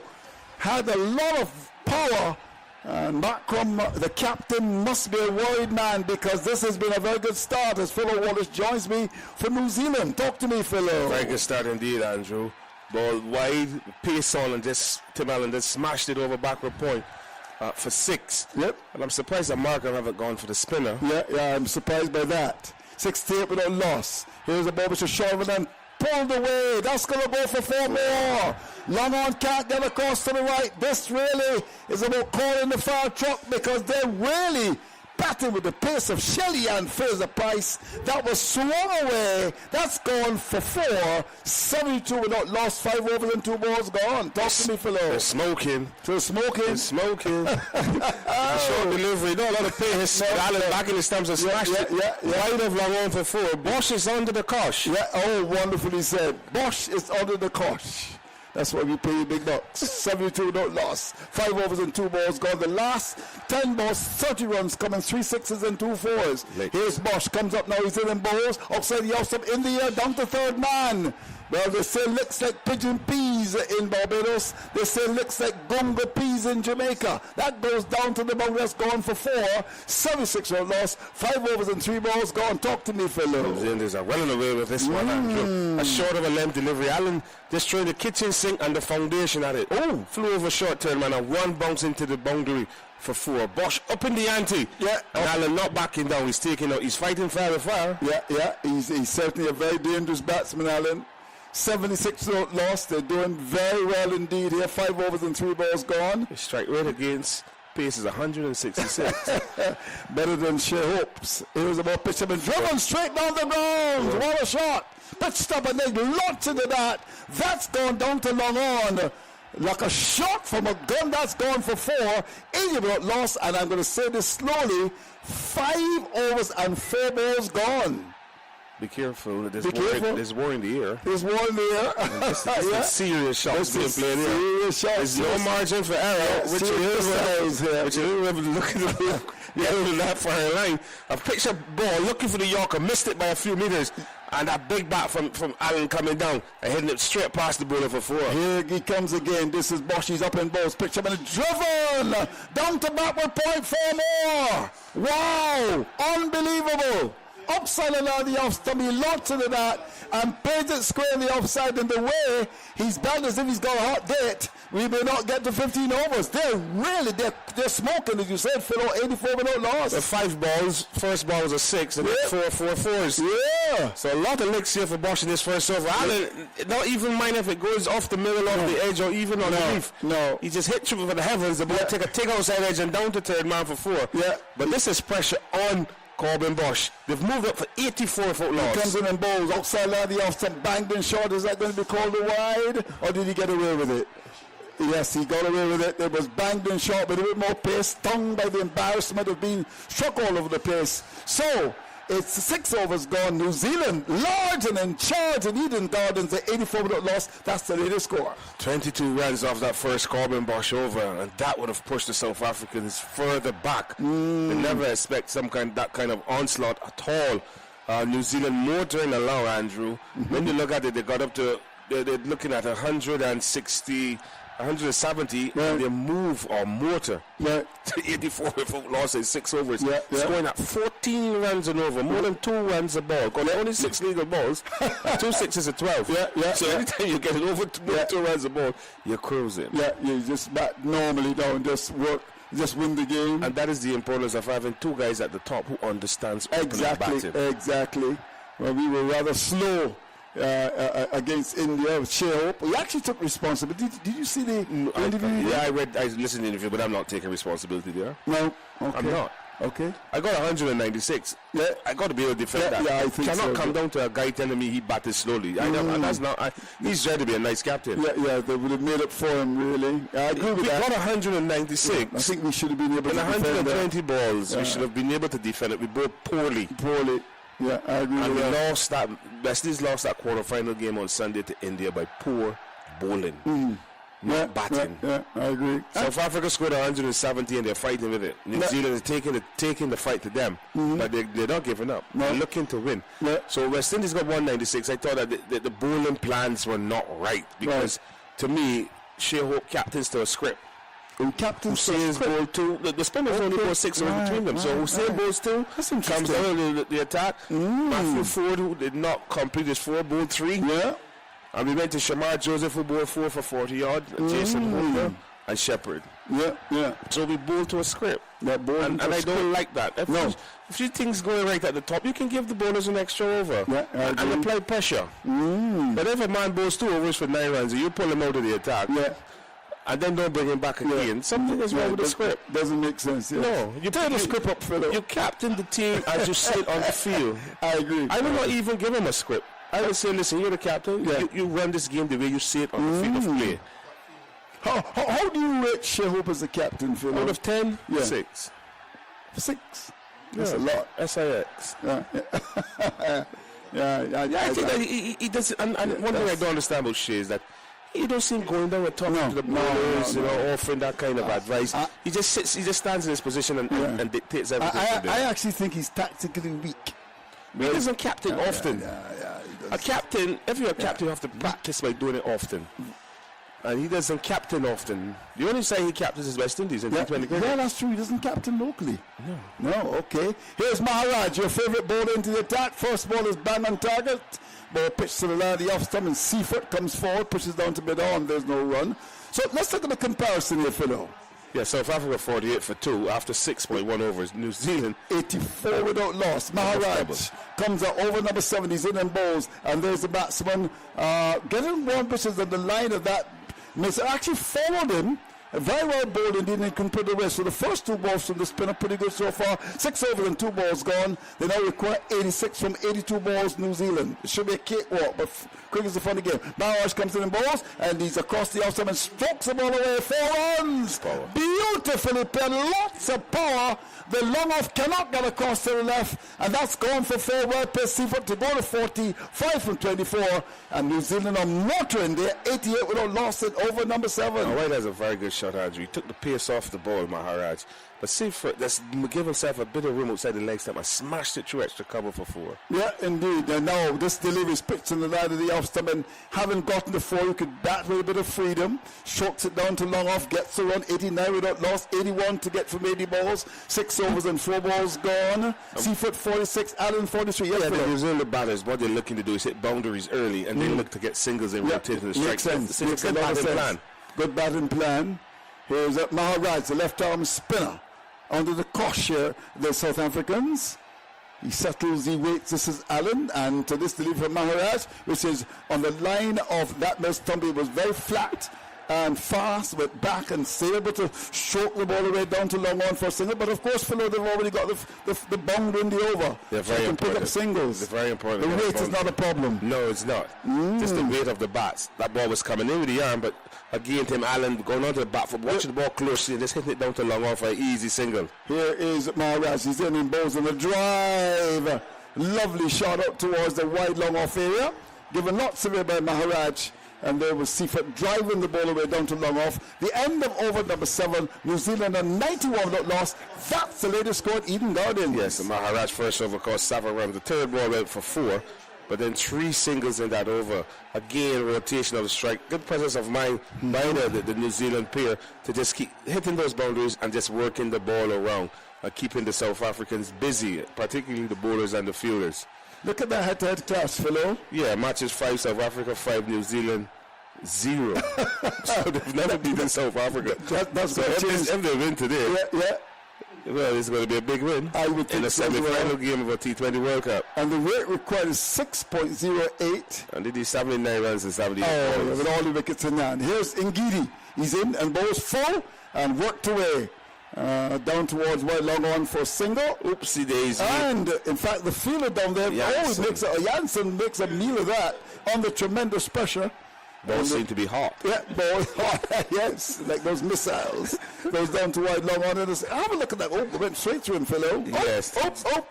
And it's not like that ever played in Queen's Park or up St. Catherine. No. The field is bumpy. Bumpy, yeah. I think the NCA should take some money and the fielders, the clubs with the field. I thought they would have done that first. Yeah, rather than give cricketers $300. The infrastructure, right. Yeah. And then build on the infrastructure. Yeah, we're going to talk about that because it's 93 lost over number 7, 77 from 77. Here's Ngidi, comes up now, bowls to Seaford. Seaford gets one side the outside, down to third man. It's going to skid up towards the money and gets there. The field inside the circle and all of a sudden sailed away. That's gone for 4. And this is a tremendous performance by New Zealand. And what a way to bring it to 50. Seaford's 50 does it the rates of Notch Ray 28. And look at this. Look at that weight for a was 189.29. You couldn't ask for anything better. No. Then South Africans just come out and play wonderfully. They play a lot of freedom. Yep. And when you see balls going off the edges like that and flying over the boundary, the batter obviously has the upper hand on the bowlers. And this has been some good lashes from the South Africans. Good lashes, yeah. They're being smoked, really. The bowling is pretty... But they like barbecues. Yeah, they do. You're right about that. Ball pitched in the land and like something Ngidi. Turned away in the onside down towards square leg for a single. 98 without lost 7 overs and 3 ball goals. When did you go to South Africa? A long time ago, but they call barbecues a braai. Oh, they do? Yeah, when you go to some grounds, you can rent a barbecue grill. Particularly playing night cricket. Okay. Yes. It's nice. It's a nice setting. But they've been barbecued here. Yeah, we're not talking about the guy for Haiti. They're lashes. This is lashes. This is mixed like pigeon peas, as we say in Barbados. As Ngidi comes up now, bowls to Allen. Allen is across the offside, strokes the ball away into the offside, down to cover. They get a single. And you know, with this situation, it's a bit of a walk in the park now for them. Stroked away down to cover, and they'll get a single. So, well, many people were saying that South Africa will go on to win and win the whole hog, as we would say in Caribbean parlance. Yeah, they have to perform well in this game. I thought that they obviously look at how they played the preliminary. They played wonderfully well, but they've met a stumbling block here today. With New Zealand. So 99 without loss, 7 overs and 4 balls gone. Seafield has got 53. He waits on Ngidi, who comes up now, goes past the umpire. He's in the motion, pitch up, and he's driving. That's going to go towards the boundary and gets to the boundary 4 runs. The field out long off cannot stop it. This really is a call in the foul trap, really. This has been a tremendous performance from the New Zealand side. Pitched up, and he drove it wide and long. That's gone for 403 without loss. What a shot. A fantastic shot from Tin Surfer. Ngidi is going to go wide, but he's still low in his stance. On his left foot close to the ball and just execute with the arms. And beating stops to his left and down to the boundary at long off for 4. Ngidi comes and bowls to Seaford, gets a full toss and is beaten with a change of pace. He bowled out quite a bit against the West. He seems to have forgotten to bowlers against the New Zealanders. They overcome to an end. 103 for 8 is the latest score at Eden Gardens.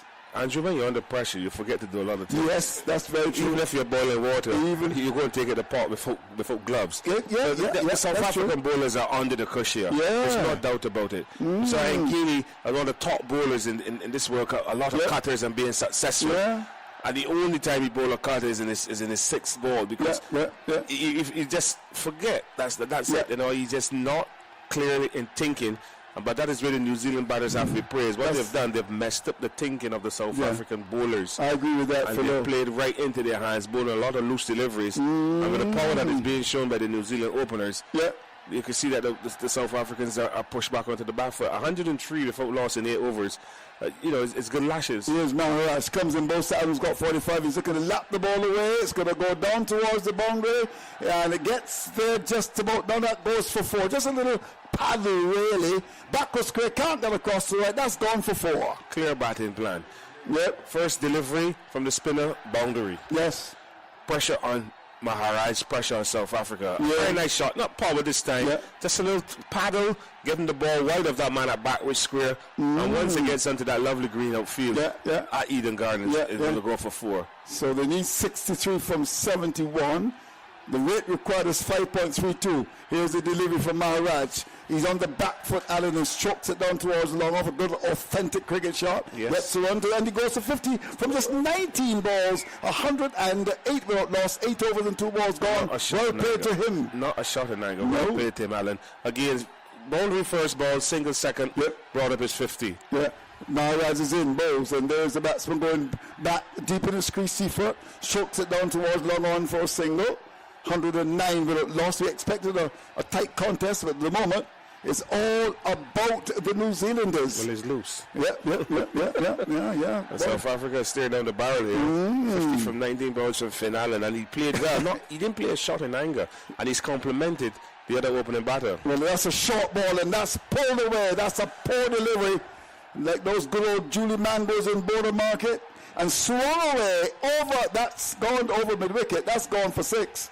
And that was a very ordinary delivery. That's almost a delivery resignation there. That's 115. Power. Have a look at that. That's power. Wow. A drag down delivery from the left hand spinner. Finn Allen just going outside the leg step. Biff joined his left hip. And hitting the ball over mid wicket for 6. A sign of defeat. You can see flying into the face. 115 got lost. Maharaj is in. He's off the backfield and strokes the ball out towards cover. The ball goes out to cover and not a run. So for once the ball goes into the field unmolested, because the reality is that they've been hitting and hitting and hitting. 115 without loss, 1 to come in over number 9 outside the off stump of the back foot. Play the ball squarely offside. The field on the cover boundary comes across, pitch it up. They'll come back for the second. Outside the off stump and spears sweetly down to backward point. Back for the second. Seaford is 58. Allen is 58, 117 without loss, 9 overs gone. That's the latest score at Eden Gardens. Yes, the Sir figures 58 from 32 balls. Allen is 58 from 22 balls. Very important that when you look at that comparison, because they're both hitting the ball with power, but they're taking very small margins of chances. And they've batted wonderfully well. Good balls have beaten their bats, but the bad balls they put away with authority, and they put pressure on the South African bowlers. And pressure on the bowlers means pressure on the fielders. And they have double pressure on the captain, because he's the man who has to make the decision about bowling changes. And you can see he's under pressure because his man Corbin Bosch, who was the go-to man, he's been taken for 22 from his first over, so he's now going back to Rabada. He's got to go back to Rabada for his third spell. And Rabada comes up now, bowls to Seaford, and Seaford is bowled! That's a good old cow swipe, as you say in Barbadian parlance. A big swing at that. That was not necessary at all, but he departs. I suppose he's done his job. Rabada comes back to get the wicket of Seaford. 117 for 1 in over number 10. Yes, Markham has asked his strike bowler to come back, and his answer called by getting the dangerous wicket of Seaford. A ball pitch on middle stump, length delivery. Look at the hit through the leg side, and that ball crashes straight into middle stump. Well bowled to Rabada. A good call by Captain Markham. And Seaford will go back saying I could have defended that delivery, but he's gone for 58 from 33 balls, and one would say that he's done his job. 7 4s and 2 6s. What's the strike rate? 176. So he continues to like pace. I'm not talking about Colgate. Colgate. That's your favorite. So here we go. Colgate has been around for quite a long time, Philo. Yeah, if I think Adam was a boy. And Samson met Delilah. Here we go. So, what do we have here now, Philo? No hope for South Africa? Well, there's still hope because there's cricket to be played. Yeah, but you look at it, New Zealand in the driver's seat. Chasing 170, and New Zealand they are 117 for one in 9.1 overs. Well, you clearly expect them to win this game easily. Yeah, they have to do poorly to lose this, really. 53 more runs needed from 65 balls. Yeah, of course. This is the Arden, who actually was a female prime minister, but she just. Actually, it's interesting. In 2017, and then she left in 2023. Yeah. Quite suddenly. Yeah, but she said she had enough. Yeah, she said she had enough. And, she just used to ride around town on a bicycle. Yeah, Mr. Arden, he's left the job. Job now being taken by Christopher Luxon. That's the new Prime Minister there in New Zealand. And, of course, Sir Ramaphosa. He is the South African president, has been around for quite a long time. No doubt must be very worried about what's been happening. South Africa really in trouble. They've played so well, but Philo, when you look at it, they've played the perfect game, but this is the one that they looked off the ball here, really, Philo. Yeah, they should lose this. Yeah, from the batting perspective. Rabada comes in, bowls the ball in the leg stump. Revenge works the ball off the hit down towards that forward square area, gets a single. You really just walk this, really. 9 overs and 3 balls gone. The equation 52 to get from 63 balls, 118 for 1. Yes, easy. It should be easy stroll here in the park for the South Africans. All the hard work have been done up front by the 2 openers. Well done to them. Now it's just for the middle order to come and take the Gingers home, because a big win here will give them confidence, obviously, for that final that is slated for Sunday. Here's Rabada, comes up now, balls the ball, which is on the line of that leg stump. The batsman pulls the bat away. That's Allen, and it goes down towards the square leg area. See Carlos Bratherton on television, a big commentator now with Pammy, your man, and Katie Martin. So Carlos, remember the name?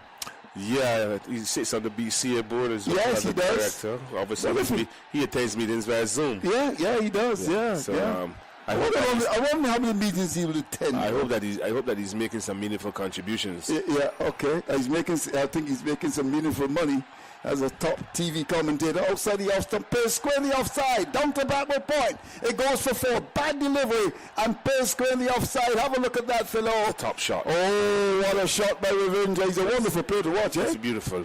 Ooh. It's like Harvey's Bristol cream. Close to the last drop. Okay. When the ball is empty, you ring it for more. And then delivering the I off thought you stump. were Johnny Walker, man. Not yet. You keep walking. I keep walking, but there's no Johnny for me. Yeah, so they did that ad of lovely ads. Keep walking, Johnny Walker. Of course, when you have your Johnny Walker, you need some Crumbs Bakery. Here's the delivery to short of let them pulled away out towards that wicket area. Banged and short by Rabada, pulled away by Revenge. He gets a single to go to 6. Allen has got 58, 124 for 110 gone. That's the latest score Eden Gardens. Yes, 46 more runs needed by New Zealand from 60 balls. So they're large and in charge in Kolkata, looking to close out this game quite easily and comprehensively to give themselves the opportunity to get to the finals on Sunday, and they'll wait who wins the next game between India and England. Yeah. But New Zealand, clearly, their game plan has worked. Won the toss and instead of South Africa. Bournemouth restricted them for 169. Yeah. And they're 124 for 4, and they are in cruise mode. 46 to get from 60 balls. Of course, we're going to have a double change. We're going to do, of course, a preview of the big match tomorrow, England against India. What are you expecting, Philo? A big crowd. A big crowd. And good cricket. A big match. It is a big match. Yeah, India versus England. One of the two of the three big three in international cricket. England has been a bit scratchy. They've made it to that semi-final match, and the Indians are now starting to come into stride. Here's Bosch, comes up now, balls to Ravinda, and to this delivery, it's on the leg side, he works the ball away, wide and middle, that's a lovely shot, that's 4 runs. Beautifully played with surgical precision, ball pitched in the pads and worked beautifully. Pass mid-on, and that's gone for 4. We're going to have a change, of course, in commentator very soon. And Philip Wallace, that was a beautiful shot. That's a top-notch shot. Again, Bosch under the cush. His first over is gone for 22, and his first ball is gone for 4. Yeah. Ball coming into the left hand, he just worked it quite nicely, leaning into it. Yes. And beating the man at mid-wicket to his right, mid-on to his left, and down to the boundary for 4. Very good cricket shot from a good batter. All right, I'll just do this so before Philip Hackett comes to call in. Here's Bosch comes up, he's in balls, a ball pitched in the leg stump. And Ravindra pushes to mid-on. There's no 128 for the loss of 1. Some wonderful shots. I was talking about the Julie Mangoes, but of course you can't forget those lovely fruit there in Border Market. Have you ever been to Border Market in Guyana? Many times, Andrew. You would have been there when we beat Guyana in 2 days. Yes, I remember that. So I had lots of time to go to the Border Market. We saw you in the market getting your goodies. Yeah, my goodies, yes, of course. The pineapples. Never tasted the nasty pineapple in Guyana, but they've gone up quite a bit, really. I've got to talk to Finale about that because things are rather expensive in Ghana nowadays. But I used to go there to get my pineapple for $200 Ghana. The last time I went there was for $1,200. I think I can get one in Barbados a bit cheaper. $129 for one, but of course that's the price you pay when you have so much oil. Hello to our friends there on NCN Radio. And of course on Kite Radio, $129 for one, 10 overs and 3 balls gone, 41 to get from 57 balls. So hello, of course, to our friends in St. Vincent as well, NBC Radio. Dion, she loves to hear you. She never met you. She's the general manager, and she wants to meet you and Philo. I don't know if not necessarily in that order.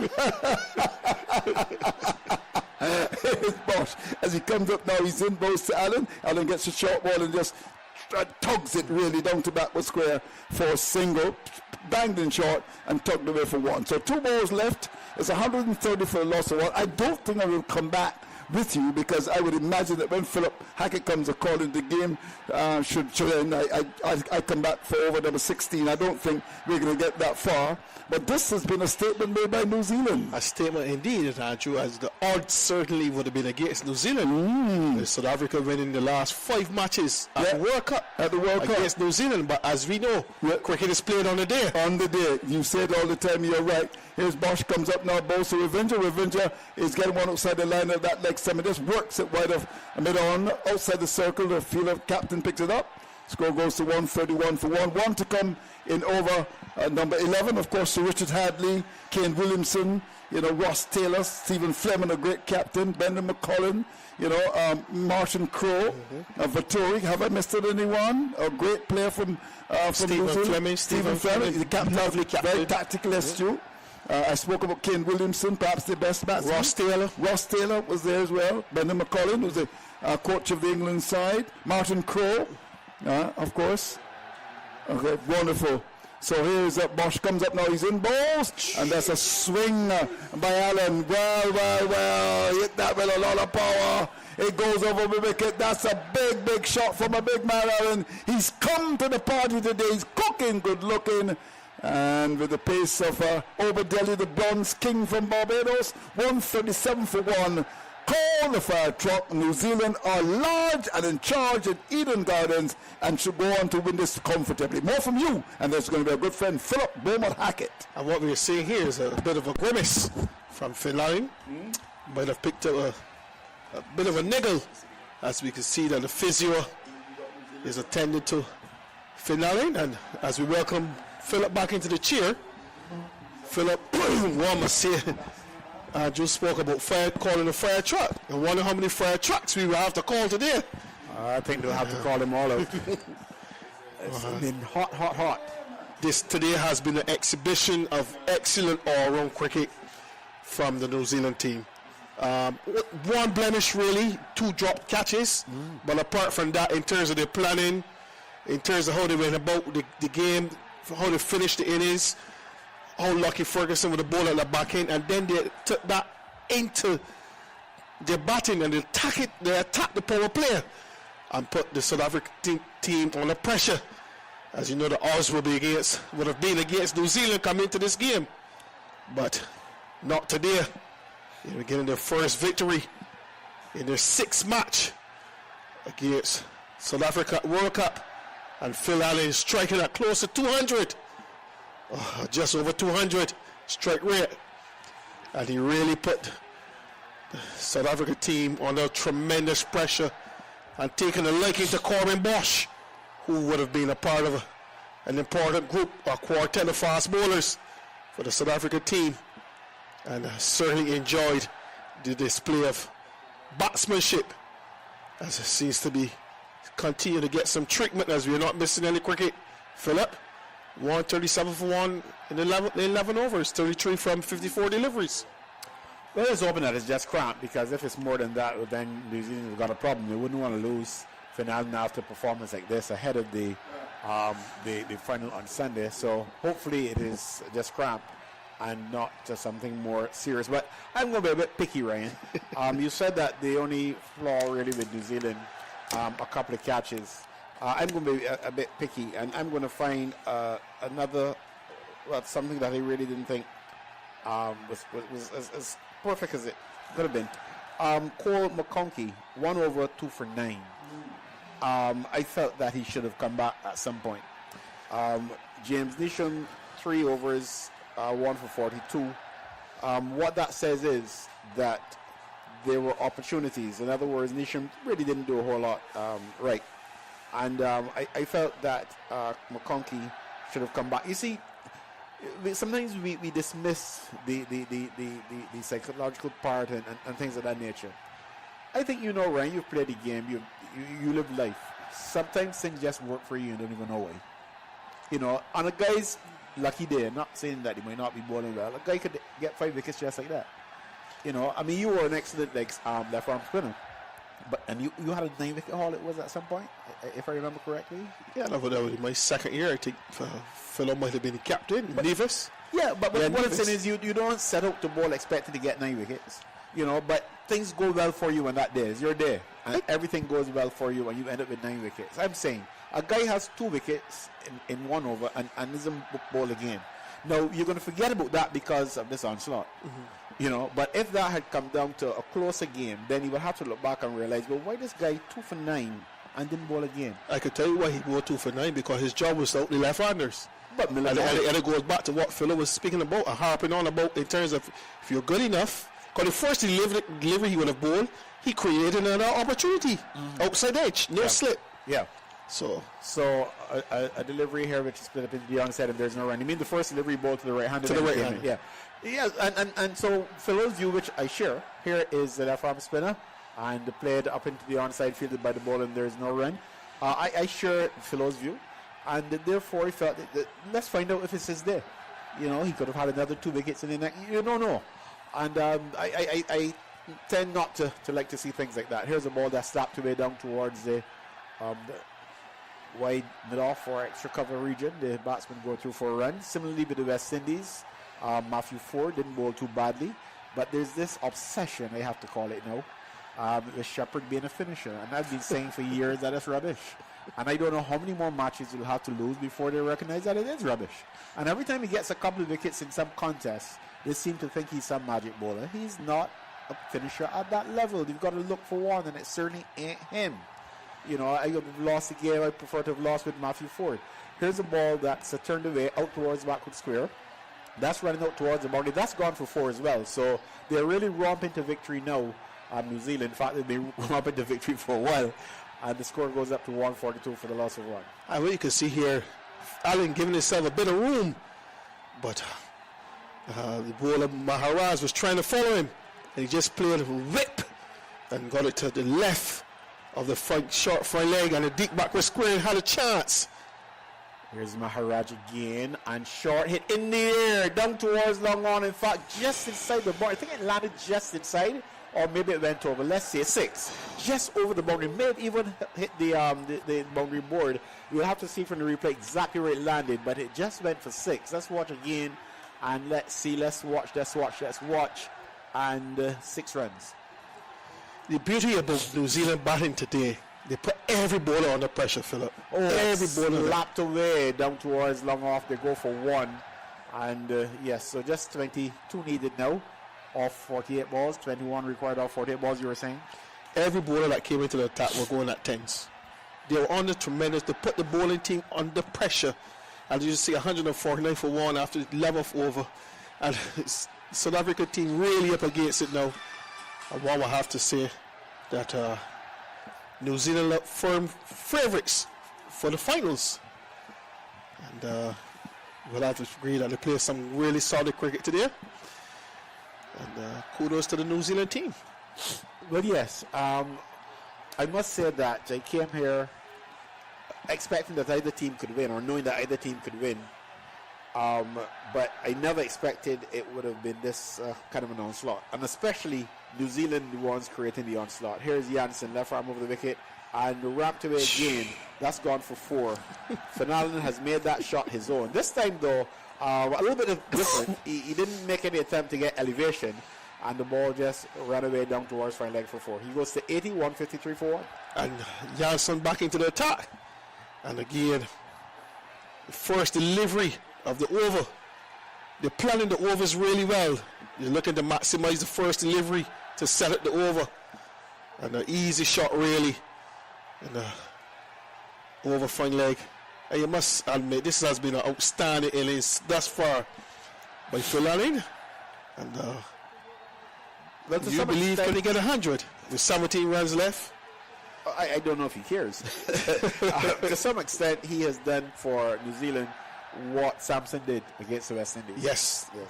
But able to back through the innings. Yes. Of course, he had a bit more help than Sampson had because Seifert was equally destructive.